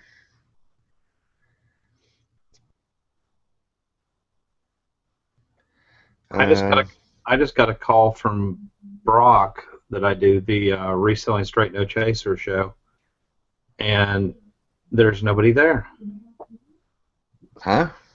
I just got a call from Brock Parks, the Orange Elephant 523 that I do the Reselling Straight No Chaser show, and when I picked it up, there's nobody there. So I just dialed you.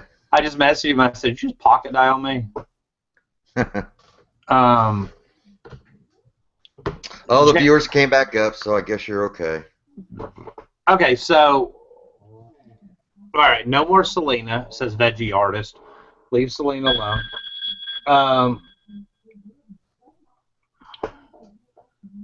Danica wants us to come to Tennessee at the end of April. We've got a caller. Do it! Selena? Press 1. To send a voicemail, press 2. Oh my gosh, is this Selena? It's Elena. Oh, it's Elena. It's the second time I called. It didn't ask me my name this time. Well, it said Selena. Maybe you said this is Elena. Add Scraparella plus Elena. What do you get? Yes. I'm kidding, Selena. No, but let Dusty know he's back in the group. He's laughing. Yes. Against my best wishes, but I'll accept him. Yes! Yeah, we'll see. We should make a bet now how long he actually lasts. Did you hear that, Dusty? Yes. Do you know there's only one other person on this earth that we bet on how long they would last in the Reseller Society? Yeah. Well, what do you think of this platform, this format that we did Oh, I tonight? love it. I think it's great. I think you should do it every time. You know, obviously people are a little bit shy about calling in. You know, maybe they're a little bit nervous when they do call in, want to hang up quickly. But maybe just like the Google Hangouts, you know, when people start hanging out, they hide behind the screen, and eventually they start coming out and opening up. I think eventually you'll have more callers, and it would be interesting. And it also gives priority. Yeah. You know, if somebody really wants a question asked, and somebody really wants help with reselling, the top priority of the person who gets their questions answered are the ones that call. I want to know what Elena really wants to know right now. Text you, and then the third would be the chat. Yeah. You know, so if there's somebody who's really hungry and really needs questions asked, they'll pick up the phone and they'll call. And it's all about them and you know, their motivation to be successful. And that's what it boils down to with this business is all of us having that motivation and that desire to make this work, to not work for others. And okay, I can go on and on and on. I get passionate. Damn. But I do really, really like what you guys are doing. I think it's innovative. I think you'll start seeing a lot of people copying it, you know, which great. Hey, I think it's a great idea, and I support it for sure. Right. Well, thank you for the kind words. You're welcome. You're always Yes, nice, and you're always that level-headed person that can bring anybody down if they're mad or sad, or you're just a good person. Oh, thank you. Well, anyways, if anybody's watching out there and you need questions asked, or you just want to hang out and talk, you know, obviously nobody else is like calling in off the hook. You know, don't worry about taking up time. Give them a call. They're getting ready to hang up, but now's the time to get your questions in if you seriously have any. Right on. And what's that number? It's 812-329-3554. The lines are open after she gets off. Elena, you can't hear me, but Okay. thank you. Bye. Love you guys. Dusty said thank you. Okay. Well, you're welcome. Well, thank you so much, Elena. Because he meant to do it. He just forgot. All right. Elena, I would have said a lot more than that, but Chad has to use earbuds because he's old, and so you can't hear me. That's Chad's fault. Oh, man, my phone was going crazy. So we actually had a real good, Brock, maybe he didn't pocket dial me. Brock the Orange Elephant 523 is actually in the audience. He said, "What's the number? Thanks." So maybe he's going to call or text. I don't know. So we actually had a good question. Oh, We're going to call. What's that? Wait, what's the area code before you answer it? Hold on, I don't know. Man. To accept, press 1. To send a voicemail, press 2. Rubber man. Hello, you are on the air. Hey, is this live? Yes, it's live. You got to drop a bomb on me? So I wanted to give you my 2 cents, but my cents are bigger than that. Do you think the slow nickel or the fast dime? Which is your preference? The slow nickel or the fast dime? I would take the fast nickel. The fast nickel? Oh, yeah. Why don't you take the fast dime? Dusty Said the fat dime. Dusty says he'll take the fast dime over the slow nickel. He told you. That's funny. So, Dusty's got a question for you. no, I was just going to discuss it further. Oh, Dusty wants you to discuss that further. No, actually, tell him I asked him. Ask him if he's Alabama or I Auburn. don't like giving my stuff away. They're going to pay full price. Are you Alabama or Auburn? Because you sound like you're Auburn. Oh my God! You should never say that word in my presence. Which one? Alabama or Auburn? Roll Tide all the way. Is that Zilke? Is that you? Yeah, this is one of his phones. Huh? This is one of his phones. One of his phones? It's his cousin. Ask him if it's his cousin. Is this? Yeah, I've been trying to give you ideas all night. You've been doing a good job reading text. They're flowing through. I mean, it's hard to keep up with all of them. Like flowing through like diarrhea. Yeah. But we do appreciate it, Chad. You guys do help spread a lot of knowledge and help a lot of people. So. Right on. I appreciate it, man. And you're a great sport, man. We like to have fun with you. I You know hear the you. Spice Girls rule. Right. I hear you. That was him on the Spice Girls. Have a good night, man. I'll let somebody else come through. All right, man. Thanks a lot, buddy. So Scott Zilke, in case y'all don't know him, he's active in a lot of groups. He's always active in the side chats. He's Bama Z-Man. He is actually originally from Alabama. He's an Alabama graduate, and if you lived in Alabama, you know there's this constant thing, Alabama versus Auburn, which he's total Alabama, which we are as well. But he's actually lives in North Carolina. He's moving back down here, but his business model is a little different than mine. So the stores that he goes to, we're not going to be competition. So I think we could totally hang out. Like I would go to the stores he goes to and just ride along to video it and be like fun as hell. And he does enjoy having a few beers. So that's going to be interesting when he gets down here this summer for sure.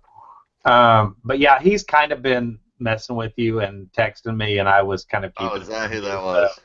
On a few, but I told him, I said, send some interesting questions, and some of the ones were kind of interesting. So that's awesome. Speaking of messing with us, it says Danica and Tristan should have their own show. You guys suck ass. Well, that's kind of true. They're probably a lot more entertaining than we are. Yeah, somebody asked, do those that say, huh? I don't know where else to go with that one. Do those that say YouTubers hurt the market use YouTube and other social media to track new trends and other reseller opportunities? That's what I was saying earlier. Yeah, it's like, hold on a second. You're complaining to the people who you're learning from about learning from them. It doesn't make any sense. So, yeah. No, Zilke's not going to be my Nevermore Antiques said he's going to be your competition. He's more retail arbitrage. I'm not as much. I'm more eBay, whatever. Like, we'll totally get along fine. He stays in his corner. I stay in my corner. Like, that's a good coexist. Yeah, I think we'll be friends more than competition. I mean, I know what stores he hits on a regular basis. And I don't go to those stores. It's just not my thing. Dusty came down here, and we were very competitive. I mean, literally pushing each other out of the way. But that's because you and I are more old school, vintage. I mean, look at your freaking shrine behind you. That's the kind of stuff you pick up from thrift stores. That's the kind of stuff that I do. That's why we get along in that sense, because we have that same eye for that kind of stuff. So yeah, when you and I go into a thrift store together, and we also are probably more eBay than we are Amazon, and Scott's more Amazon. So yeah, there's going to be that competition there because we're both looking at the same kind of stuff. I mean, we were literally, I was pushed. He would set something down. I'm like, you lose. But if you want to call Dusty a loser, feel free to call or text 812-329-3554. We'll happily let's see. Natalie Picker says go dog. Natalie Picker says go dogs.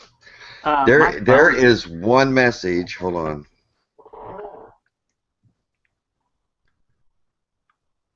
Yeah, Scott said he has 3 eBay listings. So if I'm more collectible, weird stuff that you can't send into Amazon, yeah, we're totally going to be fine.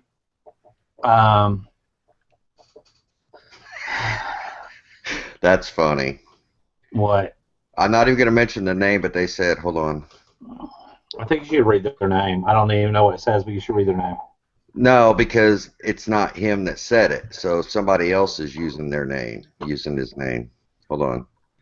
Somebody is much better, has much better info than you two clowns. Just in the show already. Here, let me send that to you. But yes. Hey, we welcome. Feel free to call me. Feel free to call me. What's that number? How do they call you?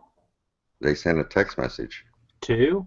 I don't know. I'm sending it to you. Oh, you're talking to that specific person. I sent that to Ronnie. Hold on. Let me send this to you. I don't know what that is. I thought it said GoFundMe, but no, we're not going to start.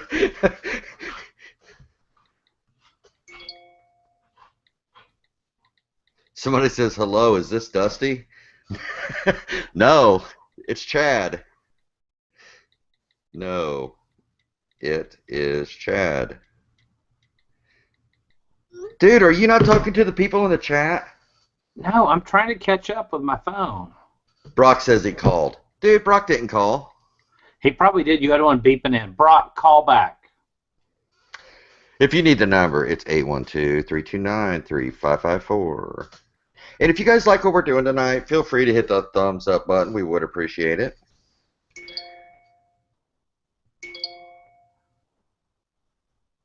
Okay, I'm supposed to ask a question. Okay. From who? I can't say this out loud, guys. Come on. Okay. Somebody's being pretty rude or crude. We had a question in the audience about 10 minutes ago. The clothing guy asked, Chad, you with me, or are you still trying to keep up with your phone going ding, ding, ding? Yeah, it's going crazy. The clothing guy asked, has anyone had success on Mercari yet? My understanding is from just watching Chris Piles talks about Mercari a lot. He's one of the a lot of times he'll tag me. I'm in his FBA Motivators group, and he'll tag me in it to ask me to come on a show and stuff, and I do watch his shows when I can catch them. They're on right after Profit Talk, so it makes it a little difficult. But I know he does Mercari. My understanding is Mercari is local. Correct me if I'm wrong. Here's my thing, and Chad and I actually talked about this earlier today. Remind me to come back to Mercari. Boys and girls.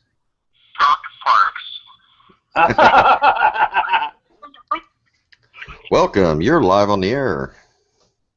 Hey, what's up, everybody? It's Brock Parks. Brock Parks who? Guys can call in. Brock Parks, a.k.a. the Orange Elephant.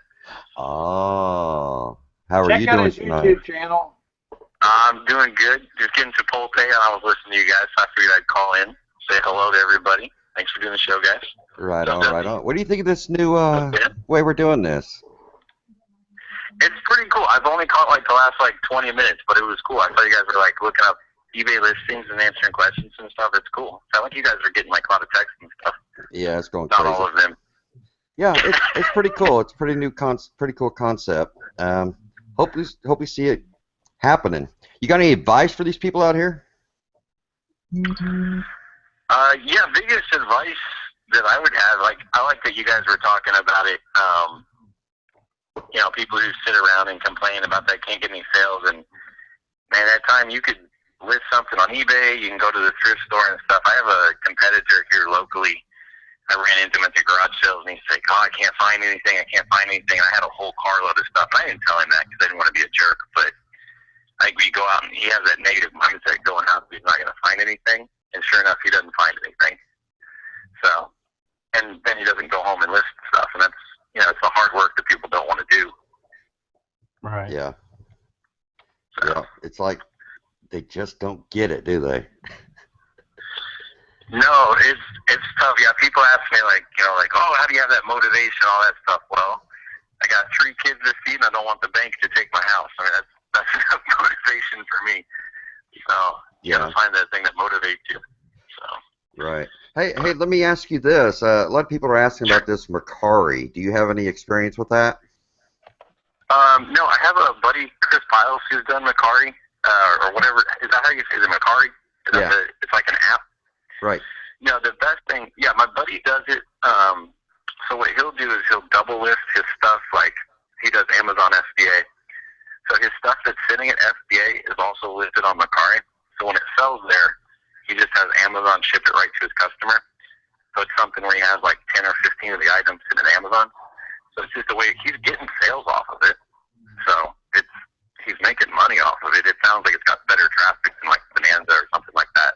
Really? I've never met like Bonanza. Yeah, I mean he's pretty solid. So he's getting sales off of it, and then it takes like a week or two to get paid though. It's not like eBay. Like they hold on to the money. It's still really, really new though. The app. Yeah, Yeah. I heard about that. The whole like they So I wait. think more It's kind sourcing. of like a go-between. It doesn't sound like there's a good way to look at sold listings. So some of the stuff that's going up there is going up there for super cheap, and guys are buying it and then selling it on eBay and Amazon or whatever. Right. So it So I could be a think there's good place some to sourcing. source. That's what I would use it as. I don't love the apps because it sounds like you get a ton of messages and offers from people. So it's a lot of work, but he just uses it strictly double listed Amazon and Mercari. Just as a bonus. Right on. It might be something to look into then. Yeah, I'll give it a couple more months. If it stays current and people keep using it, I'll do it. But I mean, I've already got eBay, Amazon, Craigslist. Right. I only want to have so many things going. So. Very But, good. yeah, so cool show, guys. I don't know if anybody has any questions they want to throw to me real quick from the audience or anything like that, or if you have anything else. Or Does anybody have any questions for Brock? And while we're waiting, you want to tell them where they can find you on YouTube? yeah, you can find me on YouTube once a week. I'm on the show on the Alabama Picker Show. We do the Reselling Straight No Chaser with Dusty on his channel, and then you can check out my channel, the Orange Elephant 523. I've got a lot of video games that I buy and sell, and then I have 3 little boys, so they're on there quite a bit. Very cool. They're all thanking. Yeah, they're all thanking you for your answers on Mercari, because I mean that's more than what I knew about it. So. Yeah, I don't know. I don't love I see a lot of people chase trends and stuff like that, like Yeah. Kindle when it was big, and now merch by Amazon is big. Yeah. I don't know. I would rather let it be proven a little bit before I start. That's a lot of time to invest. Whenever I know eBay and Amazon and Craigslist will turn out money for me. I totally agree. That's proven for me, so we'll see. Yeah, Dusty says he It's not totally going to hurt you agrees. to try. Right. I think too many people chase trends People and try to- you lose don't sight of. spread yourself too thin. There's no need for that.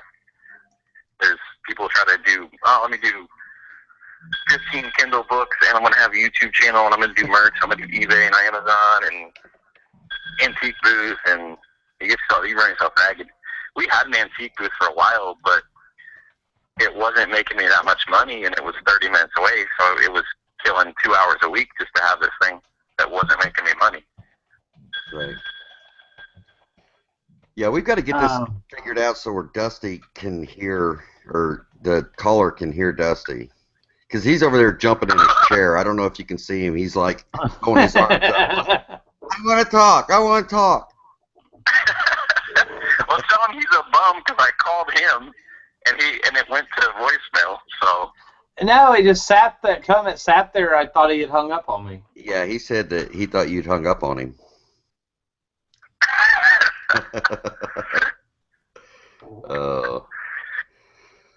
Well, dude, thanks for calling in. That's cool. All right. Hopefully we can get this thing going, again sometime. And I like it. I like it. Well, I think it's pretty cool, and then it's, especially for somebody I get a lot of FaceTime being on YouTube and having a channel and stuff, but that's super cool, because it's funny, I've got quite a few guys that watch my videos, you're never going to see them, but they make a killing and support families off eBay and Amazon, but you're never going to see them, because they're like, yeah, I'm too busy working to make the YouTube videos. Yeah. Those guys, it's neat for that, to get somebody who's, really, really educational and resourceful and knows a lot, and they can call in. That's pretty cool. It's really cool. Good show, guys. I'll let you guys get back to your show. Just want to say hi. So, keep up good work, guys. And everybody in comments, yeah, check me out. The Orange Elephant, and check it out. Keep and give these guys a thumbs up. Well, appreciate it, man. Thanks for calling in. See ya. All right, brother. Bye. All right, so Brock's my buddy. We actually started a show. We've had 4 episodes now, and we do it on my channel, on Alabama Pickers channel. In case you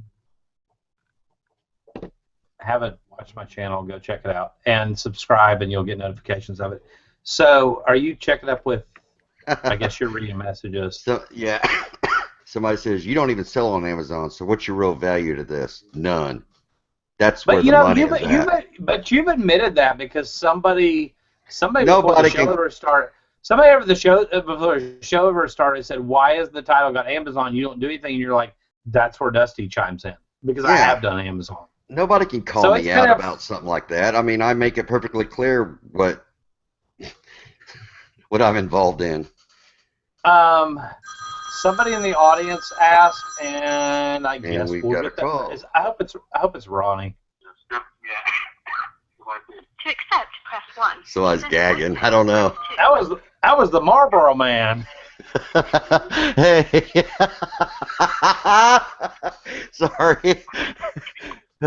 Hey, how's it going? That was the Marlboro Man.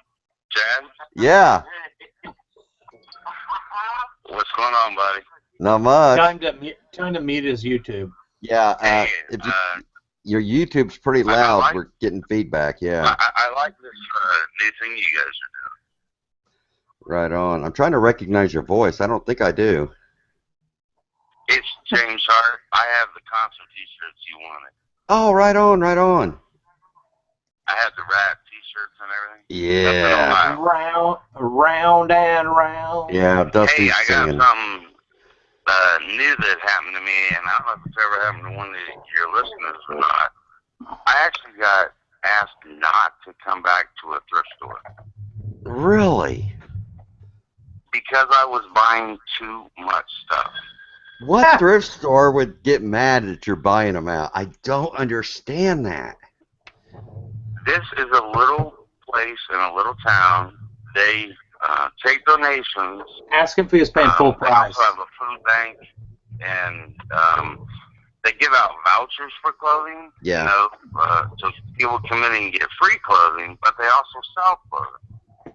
Well, I found out they got a truckload full of Carhartt stuff, and I guess they didn't expect the shark to come in because I went in and I was buying stuff as they were taking it out of the bag. I was like, Ask yep, him how I'll much take he's that paying too, and that per too, and that piece. too. How much per And, piece? I actually found a C.C. Filson cape coat, 100% wool. Uh-huh.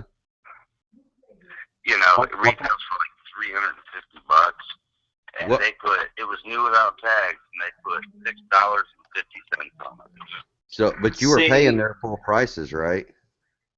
Absolutely, I got the Carhartts new. They didn't have the original sales tags, but they had the tags on the outside, Right. so you could tell they were new without tags. And I got them for $2.50 a piece, and I got 50 of them. You bought them out, man. I bought well, they kept unpacking these trash bags. This one guy, you know, and as they would take him out, I was like, I'll take that one too, and that one too. And after I checked out, I went back in to thank them and said, you know, I want to thank you. And I said, do you mind if I come in tomorrow? And they're like, we wish you wouldn't because we need to leave some stuff for the people that come in with vouchers. See, that's no. Okay, when you get done with the call. Yeah, Dusty. When we get done with this call, Dusty's gonna talk about this. You can't hear him. That's an issue we're having. The caller can't hear Dusty, so we'll make sure that he holds off on explaining this until you're off the phone, so you can actually watch it, and he'll explain that. Okay, yeah, because I mean, I've never had that, and I mean, I spent, you know, and I even asked them. I said, "Has anyone else spent this kind of money in here today?" And they're like, "No one spent that much all week." Ask him how big an organization it is. So I just wondered if anyone's ever had that issue happen to them. I can I- give Hit my list. I could give input as somebody that's a director of a nonprofit that did vouchers. So Okay, Yeah. tell him yeah. that. I keep forgetting you can't hear Dusty. Yeah, he's talking about it. And No. the voucher system, he'll explain that. But yeah, that would kind of throw me sideways also. Well, I mean, I know what it is. It's where people can come in and get clothes for free. Yeah. And I was like, look, there's plenty of other clothes that they can get for free. I just want the Carhartts. I hear you. And CC Phelps. Well, I think that they need to keep that separate. They really need to keep the stuff for sale separate from the donations. Ask him what did he pay for the Carhartts, and then my feeling is, and they told me, He said they were new. Sales go to, how much? well, $650. they're like, our sales go to On the Carhartts? food bank. I'm like, okay. Yeah, How is me buying all this stuff not feeding your food bank? Yeah, you paid $650 for the jackets, and what'd you pay? $250 On the for? Carhartts. $250 for Carhartt sandstone pants, and then I New? got like 50 of the Carhartt flannel shirts for $3. 50 flannel Carhartt shirts for $3.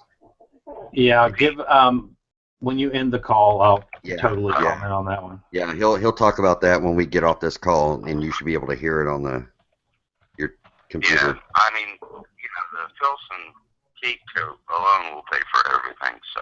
Right. Right Well, on. I won't keep you. I just wanted to call in and say, you know what, I like this format, and like I said, I've never had anyone tell me they'd rather me not come back to the store for this one. I would still try though. I would still try to go back. Oh, I am.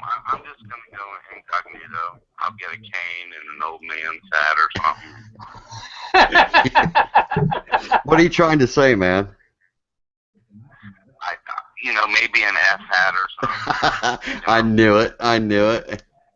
That's funny. Right on. Well, hey, enjoy the rest of your night. What's up, Dusty? What's up, Ronnie? Hey, man. I'll talk to you guys later. Right on. Thanks, man. All right, Bye-bye. so Ronnie, the biggest grumpy old man, has just joined us. But let me touch on that real quick.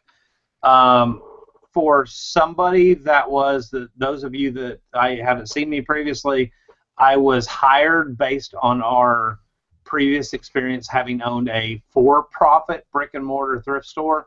I was hired by a very wealthy person in our town to start and be the director of a nonprofit thrift store. We were 501c3 pending with the IRS. We were a brand new corporation. He told me, find the building, find the land, make it happen. I got the money. We're going to pour back to these nonprofits. These other three, one of which was a homeless ministry, one of which was education, one of which was kind of was a combination of education because they had bought an old public school and trying to revitalize an entire neighborhood, so it was low income based. And having had that heart for that kind of ministry for years, and had experience in thrift stores, I was kind of the perfect fit.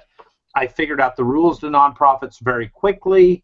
He also had a team of attorneys that worked with me, so that made it a lot easier. From the standpoint, basically what we had was I picked out a shell of a building. We started a thrift store. All the money we made, we did have the voucher system, just like he said. We did the homeless organization, which was the biggest one here in Huntsville. We worked out, and I went to them and approached their board of directors as our director, and made a presentation to them and said, hey, we are willing to work out a voucher system. All we ask, because they would get stuff donated to them, and they'd be like, we don't need that. So they would donate it to them, donate it to us, and in exchange, their clients could come in. And they kind of did a homeless to first stop kind of housing, getting back on your feet kind of thing. So their people were getting an apartment, a government-funded apartment for the first time. They were getting this and this and this, but they had no couch, no dishes, no towels, no sheets, no nothing. They had backpacks. They get approved for an apartment, and they have nothing to start with. So we were like, let your people come in with vouchers. Homeless people need a sense of of pride, or people with vouchers need a sense of pride. But at the same time, the first and foremost in my mind was to provide the most amount of money for my organization. That, what was the last caller's name? That was Hart. James Hart.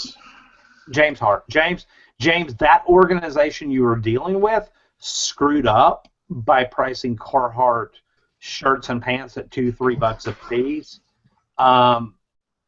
If those were mine, it's not that the homeless people would, when I ran the nonprofit, it's not that the homeless people deserved any less, but it's a fine line as somebody that's taking incoming donations. Is this worth more as brand new with tags to put on the sales floor, or could I do just as good with a used flannel shirt that somebody with a voucher could buy?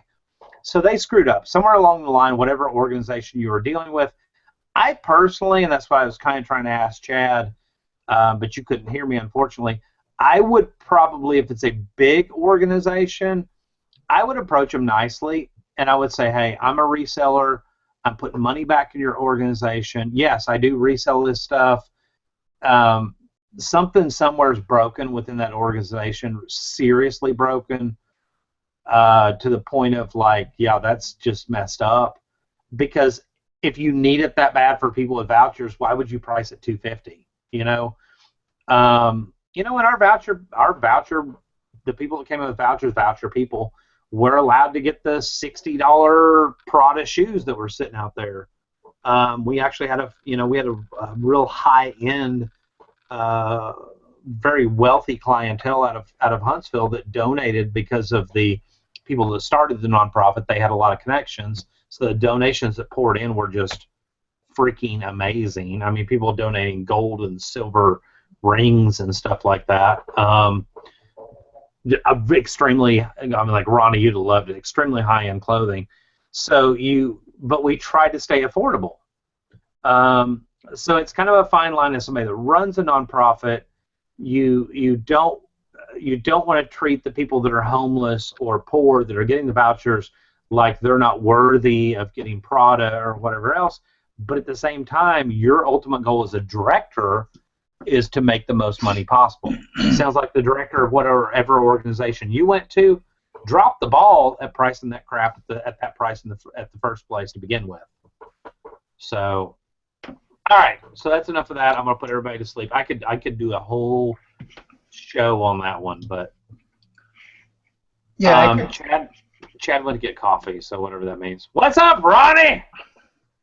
No, I was trolling for a while in the comments. I got bored, but then I talked to my wife for like an hour. So I got bored. Wait a minute. But I was talking to my wife too, so I couldn't do both at the same time because I joined to hang out with her to talk to her because she wanted to talk to me about an apartment that she seen yesterday.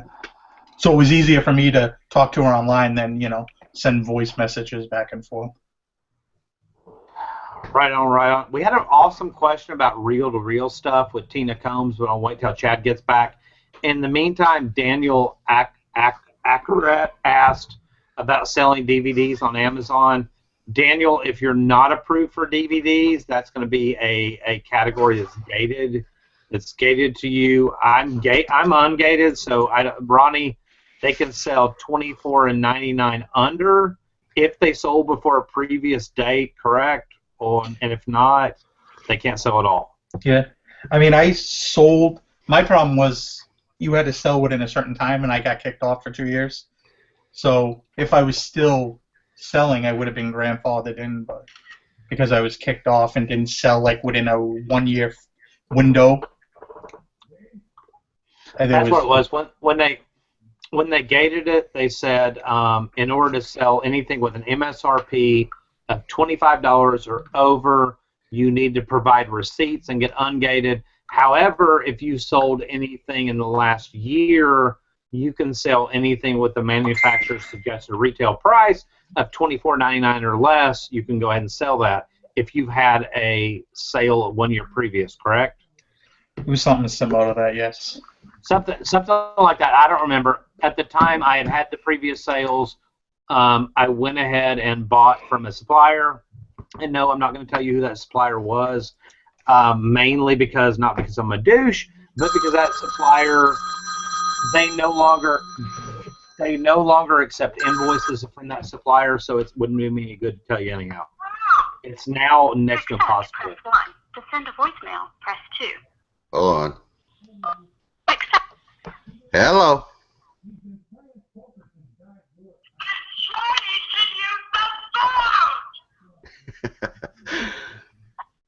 One more time.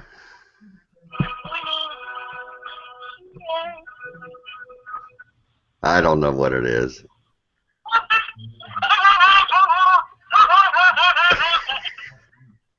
All right. And we're done. Yeah, you get all kinds, don't you? Did somebody escape the loony bin? Yeah, it's getting late in the night, so now the crazies are going to start calling in. By the way, if you want to call in, the number is 812-329-3554. The lines are open. We'll even take your call if you're crazy. Chad, there were some questions. Can you see the side chat? It's Tina. Start up at the side where it first says Tina Combs. That went on about 10 minutes ago, but you were busy on the phone call with James. She wants to know, and several people answered her. Tell her what to look for with reel-to-reel stuff, etc. Are you talking music reel-to-reels? Because so many people call the old 8mm movies reel-to-reels. Reel-to-reels, it's all about content. Now, you have your produced ones, you know, through music companies and stuff, like Elvis. There are some Elvis that were actually on reel-to-reels. Then you have your blank reel-to-reels where somebody recorded music on. You might have some reel-to-reels that are used in a recording studio, and it's all about content. It's all about, like, who's singing it, what kind of music they're singing. It's just such a wide variety, and the reels themselves can be worth money if you get into the metal reels. If you ever come across a metal reel, metal as in like not hard rock metal, but metal as in steel or aluminum or something like that. So there's a pile of reel-to-reels right there, if that's what you're talking. I think it's what she was talking about. Pre-recorded with different stuff. All that right there is all reel-to-reel. I can't tell where my finger is. Those three stacks, I've already listed the like brands that were all together pre-recorded, and those are not like what you said. They're not metal. They're right. They're not production. They're literally like, oh crap, my cord doesn't go that far. They're literally like Scotch recording tape, box greatest hits, Cannonball Quintet, whatever on the back. I mean, this one's got no name. It's got preaching on it. But the reel was made by Ampex. You know, Scotch, don't know what's on it. Those are, well, yeah, it says Enoch Light, whatever that means. You know, those are going to be tough. You're literally going to have to, like, lot those together and put recorded or pre-recorded, used, and you're going to maybe get $1 a piece. Is that about right, Chad? Maybe? It just depends. I mean, if you ask me, if unless, I'm going to buy they have those, rock music. Right. Yeah, if I'm going to buy those, I'm going to listen to them. It's like buying slides. Don't go buy 1,000 slides just to list 1,000 slides.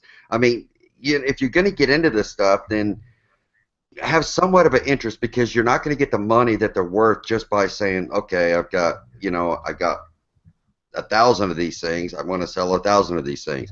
If you're going to buy them, go through them. I mean, maybe you're going to find some old, 40s jazz, which could be worth some huge money. Take that. That's my advice. And not all plastic reels are junk. Not at all. There's some that $15-20 a piece just for a plastic reel. What? Sorry. I'm reading the screenshots you sent me. Oh, yeah. But yeah. Somebody was asking for the number. The number is 812-329-3554. I particularly like the message that you got. This said your little buddy should stick to renting U-Hauls too. He does not know. No, I'm going to read this because you sent me a screenshot. He does not know how to. He does not know how to really do Amazon by what he says. You know what? I don't care what you think because you know what? My bills get paid every month. Ronnie's been in enough hangouts with me, chat everything else. I share my numbers with the Dude, this is an international call. Oh, I'm sure it really is from like Michigan or Philadelphia or Arizona. Or... To accept, press 1. Joe. To send a voicemail.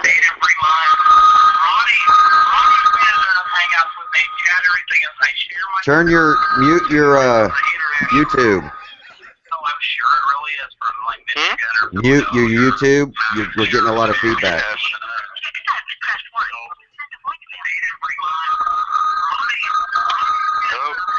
Yeah. Turn your speakers down on your computer because we're hearing the show. You there, man? Yeah, we're here. Are you calling from Canada? Yeah, I am. Right on. What's up? Sorry, man. I'm away from the computer now, but it's selling on eBay just for a little bit. But I've been struggling with buy it now, as I haven't been selling. I feel like I'm competitively priced. I've got good pictures, good advertising. Best but offers. just electronics like my tape decks and my 5 CD changers and stuff like that, I just can't seem to sell them. Buy it now, an auction goes too cheap. Do you put best offer on it? Yeah, I do, and you know sometimes I just don't seem to get the bites. Here's a question. I sold 1 tape deck. Are they used? Are your electronics used that you're selling? Yeah, they're vintage. I'm a vintage kind of guy, just like you. Do you go and do you print the manuals and the service manuals for them? No, I don't. Why aren't you doing that? I never really thought about it. Well, I have, but I just wasn't sure, if that's something I should do. Well, what you want to think about, okay, like you're saying, well, it's not selling, I'm not doing very well. What can you do that's going to put you above the other person, everybody else? Right. What's going to make you stand out, from everybody else? I mean, if you have a manual there, if you have the service manual there, that really can help you stick out, amongst the other sellers. Right. And I think taking that little bit of extra step will really help you. I mean, if you're saying you're priced competitively, I would be priced the cheapest if I wanted my stuff to sell. That's just me. And right. I would give them the best item that's out there at the best price. Right. Like here's an example for you. Right now, I picked up an old Marantz tape deck at Value Village. I paid $13 for it. It's a model. I'll give you the model just real quick. It's a Marantz SD565. I looked it up. I did my research. I've been watching your videos. I do what you told me. I did my research. See what other things are selling for. I couldn't find really any exact models of this one, so I listed it what I felt was competitive in the Marantz tape deck world. And it's been up there for a while, and nothing's been going on. Lots of visits, views, all that stuff, but no dice. Huh. I'd be more than happy to take a look at your store. Hit me up with the message. I mean, I'll be totally honest with you, and I know Dusty and Roddy would too. And I think there's little things. I like honesty. I like straight upness. Yeah, I think there's just little things that you can do that's going to make you stand out amongst the others. Now, if you're talking a one-off, there's nothing else that's listed. Do you actually do Google searches for your items and to see if they've been sold on other platforms? Do you use WorthPoint? WorthPoint, I tell you what, we found so many things on WorthPoint when we can't find it on eBay that'll help us with prices. Right. And yeah, see, that's something that I haven't done. But I guess I should. I haven't thought about that then. That's definitely a good point. Yeah, well, without like being this person, pointing my finger at you, you know, when you called, you sounded kind of frustrated. My stuff's stale. It's not selling. And I think right now we've already come up with 3 things you can do to try to revamp your listings. Yeah, for sure. If you want to take, I don't know if it's something you can do on the live stream here. I can give you my store name, and you can pull it up and. No, you don't want to do that. Together and show everybody. No, you don't want to do that. Trying to message it to you. I wouldn't mind if you ripped my part of stuff to educate everybody else. Yeah, I understand, but the problem is we have haters out there, and they would come and destroy your store just to say. Yeah, okay. Yeah, it's just not safe. Are you on Facebook? Yeah, I'll take your word for it. Yeah, can you send me a message? Yeah, I will. On Facebook? And then on Facebook? Yeah, or on YouTube or whatever. Right. That's a golden finger picker, right? Yeah, yeah. That's what I look up on Facebook? Yeah, we have a fan page, and you could just send me a private message through that, and yeah, we'll get you taken care of. I'll give it to Ronnie and Dusty, and we'll all take a look at it and see if we can't. But you already have 3 things you can look into doing right now, especially with the vintage electronics. I think having that manual or that user manual for them is just an extra. In it, you know, sometimes it may only be 20 sheets of paper, but I tell you what, that it sets my stuff apart. It always has, and people are wondering why mine sells and theirs didn't. So what if there is no manual online? If there isn't one, you just can't do it. But there's only been a few things I haven't been able to find a manual. See, and I feel like that's the reason why I haven't went online and looked to print off manuals, because I just feel like sometimes my manual won't be on there. I don't want to waste my time, but I guess it's definitely worth the look and time and effort to. Yeah, all you need to do is search, like, say, a Sony XS370 manual, or you could put PDF, and it'll come up. But yeah, it's always PDF, and you could put the PDF in the. Somebody's asking about the PDF. You could put the PDF in the listing, but if it's an external link, sometimes there's an issue, and it's just Right. But yeah, there's some things that you can do. Yeah, I'm just in the middle of actually messaging you on Facebook. My name on my store name. Plus, you're in Canada. Yeah, man, I feel like I've got a bunch of cool vintage stuff, and when I look it up, I don't have. It doesn't seem to be like there's much competition. That's definitely something that I've taken from you, and Peter, because I watch Peter a lot. It's actually been a while since I started watching you. You've kind of taken Peter's views away. And, is he listed on .com or .ca? You know, I've got this old Philips cassette recorder. It's not one of those ones that kind of looks like what the cops would have used back in the day, that's sitting flat on the table. It looks like more of a Beach Boys kind of one that's sitting on the beach, and it's got the handle, carry-on thing. You know what I mean? Yeah. I haven't seen any. It's like a mini. Better explanation. It's like a mini ghetto blaster. Oh yeah, yeah. Well, you know the I smaller. have that up there for $9.99 for an auction. It doesn't work, as far as I'm concerned. I don't have the power cord to turn it on and get it going. So I listed it as for parts are not working, and auction at $9.99. And I do normally use the 99-cent auction format, but I feel like every time I use it on something like that, it doesn't work out well. I get 1 or 2 bids, and I sell it stupidly cheap. So I did something else, and I put it at my bottom dollar that I'd take for it. And we have 12 left, and I don't seem to have that many views on it, but other guys seem to have tons of views on stuff that's not as cool looking, and you know what I mean? Right. Just same thing, but not as well put out, not aggressively as priced. I don't know if it's because it's in the wrong categories, which it doesn't seem like I've been doing, but it's frustrating. I don't know what the problem is, and you know. Right. Well, I mean, you have a couple things. The smaller ghetto blasters, unless it's a very rare one, just really aren't worth picking up. A lot of them aren't. What ghetto blaster? What's the model? He said it's a Panasonic, but it doesn't work. I don't know. All right. No, it's a Philips. Or a Philips. Yeah, and plus, really are you listed on CA or .com? CA. Yeah, see, that's another thing. A lot of your vintage electronic collectors are in the States, and they don't want to pay that price to have it shipped from Canada. Or he's not getting the views on being on CA. Is there anything I can do? Well, no, That there's I'm nothing you not can do as sure. far as shipping from Canada. Okay, end the call so I can answer. Yeah. Okay, Dusty's going to respond to your call, but he can't do it while you're on the line. So we're going to go ahead and end the call, and then he'll explain that to you on the show. Okay. Hey, thanks for calling in, man. No, thanks for talking to me, man. Right on. That's what this is about. Yeah, thanks, man. That's why I like watching you.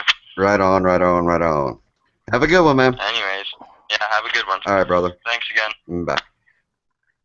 On eBay, I don't know exactly how that works on the .ca versus .com, which is the U.S. version. Amazon, I'm a little more familiar with, but I would think that you maybe need to try listing on the .com, but obviously putting it in your Canadian seller. The one thing that's going to hurt you is the shipping costs. I mean, living, and like Chad said, a lot of your collectors are going to be in the United States. You're going to have to either lower your shipping cost to the bare minimum or take that out of your selling price because people just aren't going to be willing to pay that what's technically international shipping, even though you're our brothers to the north. So it's going to be kind of tough. I missed part of it because I had to walk in the other room and do something for a second. So I didn't catch it. Ronnie, what did you... I mean, is he doing the research? Is he looking up what... I mean, what is, like, first and foremost, when, like, take a model number, Phillips, whatever, like, not something that doesn't work. But let's take something you got that's in working condition. What is the total price plus shipping that you're charging from Canada to the United States? Because that's going to be kind of your biggest market. Is that comparable to what stuff that actually sold for that same model number in the sold category? Is he doing that kind of research, Ronnie, or did he not mention it? I did not see if he was. I mean, I'm assuming his biggest issue is probably the shipping. I mean, I'm just guessing that's where it is. I know with clothing you can kind of, you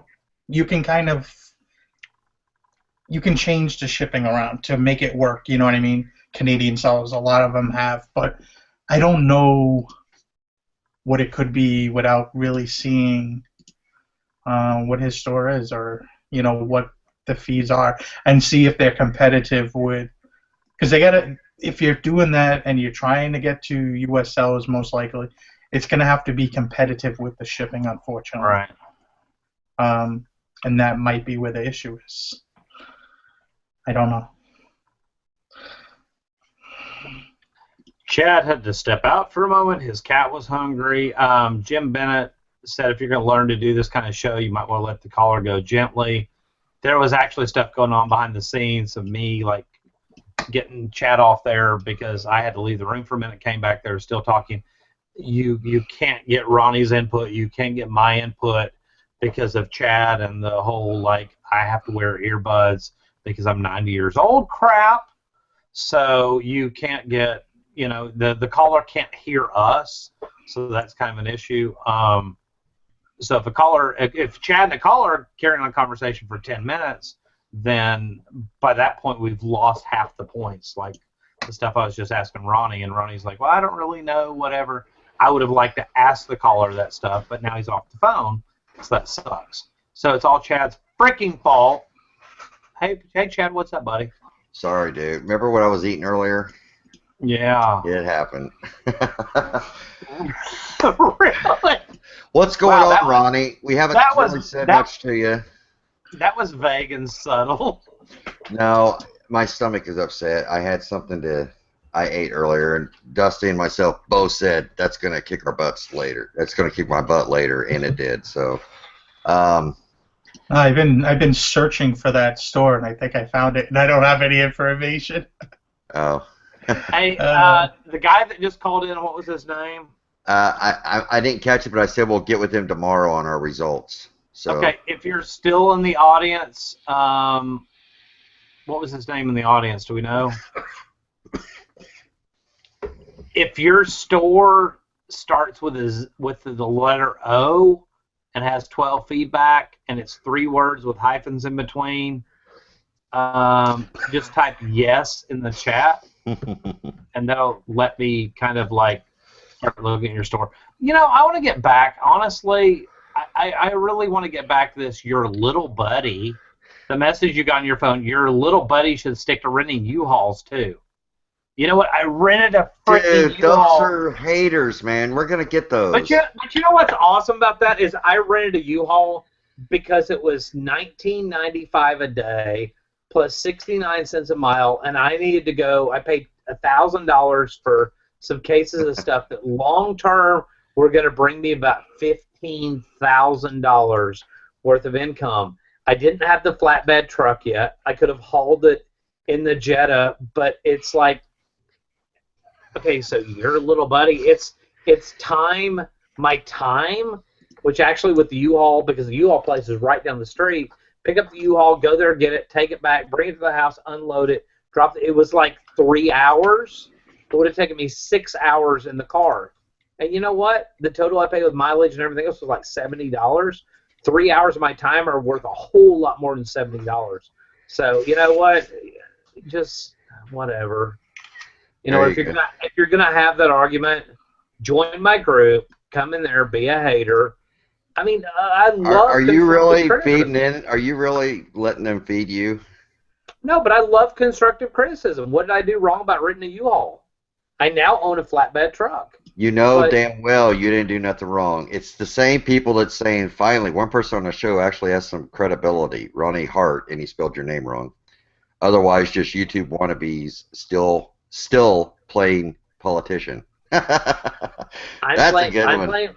I'm playing politician, or you? No, he's me and you, I'm sure. But it doesn't matter. You know as well as I do. If you do this any amount of time, you're going to get people. And, but the funniest thing about that, they will sit and watch the whole damn show. The funniest thing about that is I have a wife that I've been married to for 20 years. 2 years into our marriage, I discovered eBay and started making a living. And then I just got sidetracked with stuff that I thought would be fun. Start a restaurant, start a thrift store, whatever. But for 20 years on and off, eBay has been a full-time income. Guess what? I got a 15-year-old and a 17-year-old now. My 17-year-old has a 2004 Jeep Cherokee parked in the driveway. Guess what? It's fucking paid for. So you know what? Suck on that. And you know what paid for it? eBay paid for it. eBay paid for it. And you know how long it took me to make that money? 2 months.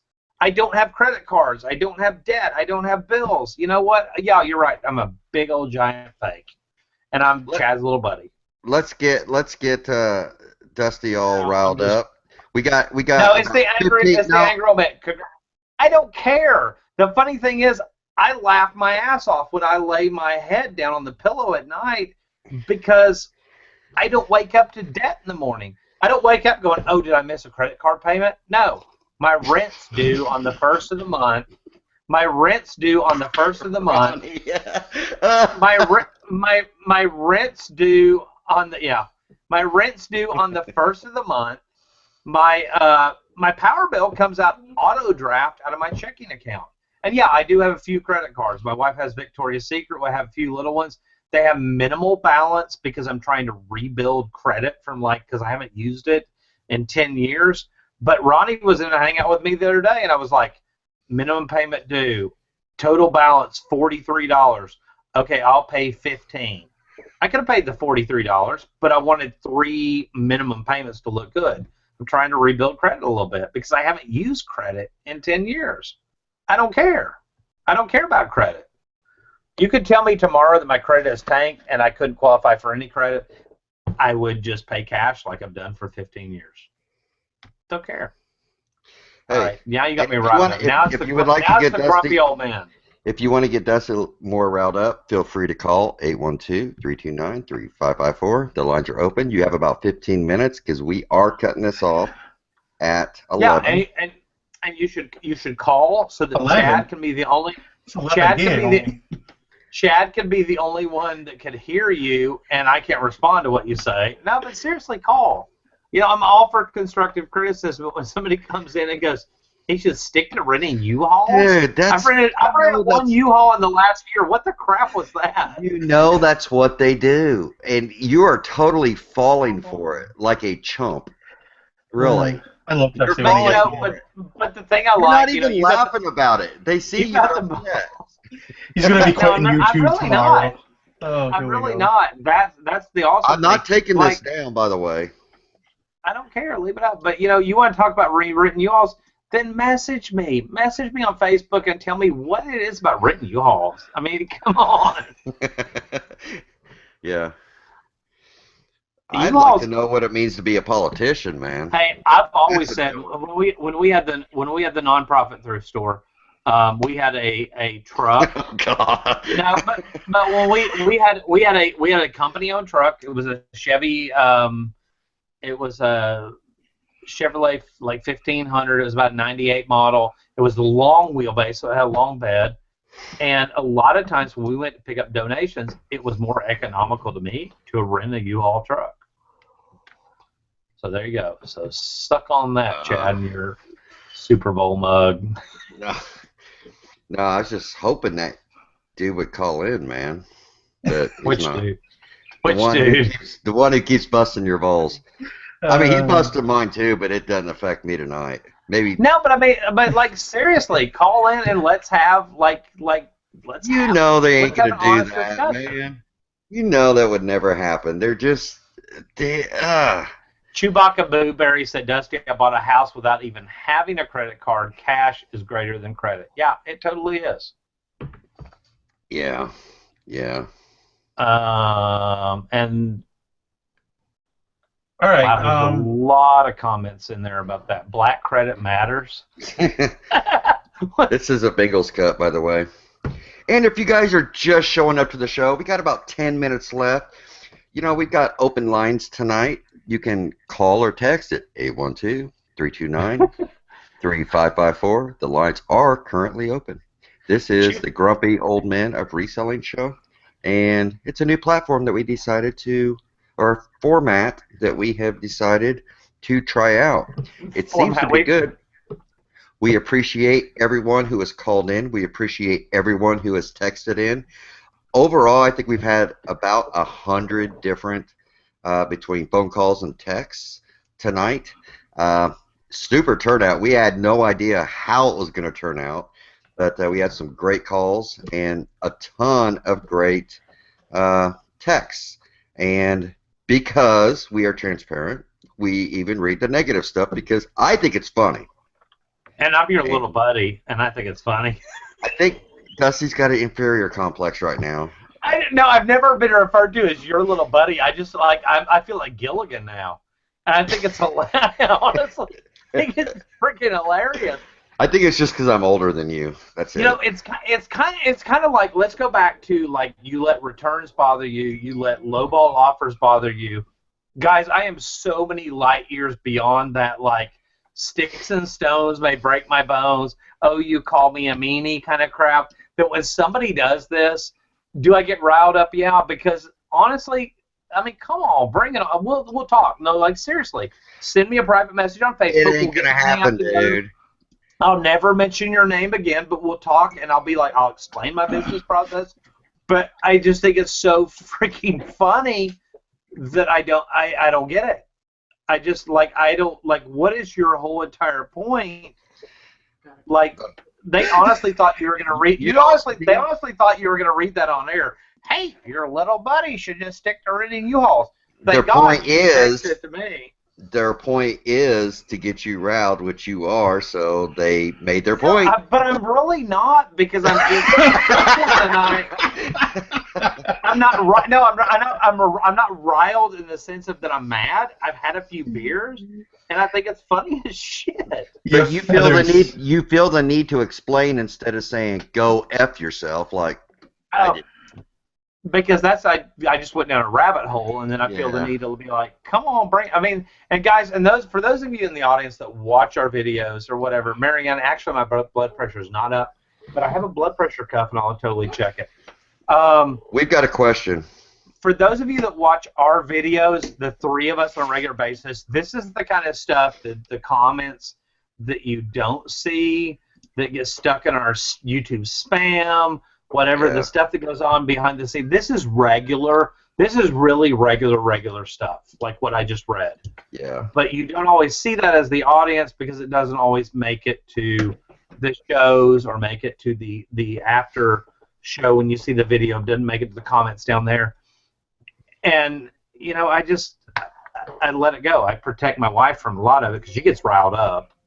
But in your first initial knee-jerk reaction, I guess, when you're new to YouTube or whatever, is to get riled up. But that one right there, your little buddy, I just thought was so freaking funny. That's why I wanted to read it. I was like, hey. I think Dusty's more hung up about being beneath me somehow. Chad, can I call you Skipper now, please? You call me little buddy. You all lives matter. Yeah. Typically with us, the later the show gets, the better it gets. The worse it gets, and that's why they end up getting taken down. So, Chad, we had another question. You were going to read it. Yeah. Somebody had sent a message. Hold on. Ronnie, you're going to answer it. Go ahead.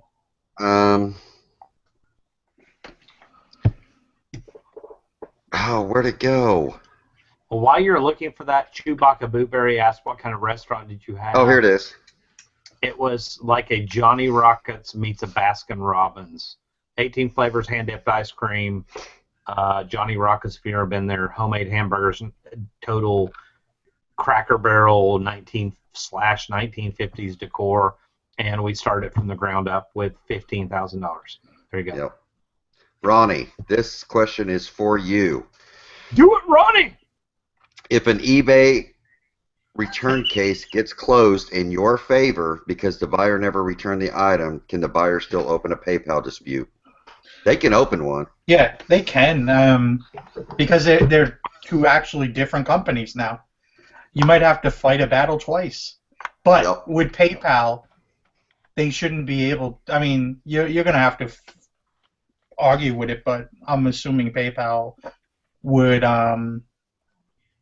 hold with eBay's. You know, that's what I'm assuming, but that's I don't what know. happened with me. I've never had that happen. You know, I've won.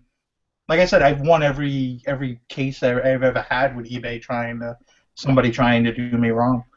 I think it's just how you handle yourself and how you do with it and taking pictures and everything and how you talk. Don't be like my mom. My mom get all mad with people and she wonders why nothing gets done. My mom goes from like 0 to 100 in like 2 seconds on the phone. We'll call that the Dusty reaction. And I'll just plug my YouTube channel right now. Heart Pickers, HART Pickers. Motor Butters. And come in. I still look you. Hey, I actually still look you up under Hearts Motor Company, but it actually pops up Hearts Pickers. Well, I took that other part out because it was too long and too confusing, and you know, when I made my YouTube channel, yeah, that's what the intention of it was. And we did put videos of cars, you know, from time to time, but I take them down when I sold the car, you know. Ronnie's the new Chumley. That's funny. Chumley, man. Ronnie, you want to see Chumley? Go see that dude that hangs out with Global Voodoo. What was his name? Shit. Napoli. Mike Napoli. Anyhow, oh gosh. I don't watch other people's YouTube. I said that earlier in the show. Like, honestly, I don't even watch Ronnie or Chad's stuff. They'll have to tell me they did a video, and I'll be like, oh, did you really? And I'll actually go back and watch it. And they don't watch my stuff either, though, so it's like no offense taken. Your videos have gotten way too long, dude. I don't have enough time in my day. But you know what, though? And you and I talked about that in a hangout dude, today. you know what you need to do? You need to put under your videos, like, minute 1 through 19 in the car, bullshitting. Minute 20 to 24. But you know what? In Flea Market. And you're totally right. To but you know what, though? And like you and I talked about in the hangout today, there's people that enjoy seeing that kind of like, not that your channel's not real for 1 second, because you totally are, but there's people that enjoy seeing that BS in the car. There's people that want to know, hey, this is a reseller that had to go to the dentist and they're bitching about the dentist bill, or that had to go get a haircut and they're bitching about having to go get a haircut, or what. I mean, there's people that enjoy that aspect of everyday, day-to-day life, even if it is boring. And you know what? My thinking is I would rather make it longer, and people that don't like it can, like, I mean, I do that on a lot of people's videos, and I use that little drag thing, and I'm like, oh, look, he's not riding in the car anymore, because it gives you that little thumbnail view when you drag it across. I'm like, oh, he's not riding the car anymore, so I'm going to skip to that point. You know, so, okay, poll to the audience. Don't drag through my blabber. I want you to watch my stuff. No, but you have, like, when you're in the car with Kim, I know it's going to be entertaining. When I'm in the car with Tristan, it's going to be entertaining. When I'm in the car by myself, yeah, it's probably going to be me going, like I am now. And there's going to be people that find that interesting. There's going to be people that go, wow, that's boring as crap. And I've gotten minimal comments on my channel. I've probably gotten 3. I had one that said, you could have just skipped to the point and left out all the drama. And I just said, thank you for watching. I mean, what am I supposed to say to that? You know, but I have some people that go, thank you for showing you the more transparent, thank you for showing us the more transparent side to real life. So there you go, poll for the audience. Do you enjoy seeing, I mean, and I get a lot of people that go, I listen to your videos when I fall asleep. I listen to your videos when I'm listing or whatever, because your background noise. I mean, so poll the audience. What do you think about my videos? There you go. It's not a yes or no. You know. It's not a yes or no. I mean, you could get an idea by yes or no. Adam Cotter said Dusty's videos are perfect. I had a 10-hour ride to North Carolina and only had to change the videos twice. That's awesome. I think if I listened to you guys in the car, would my wife should take my phone and throw it out the window? That's funny. You know, and okay, you want to know the truth about my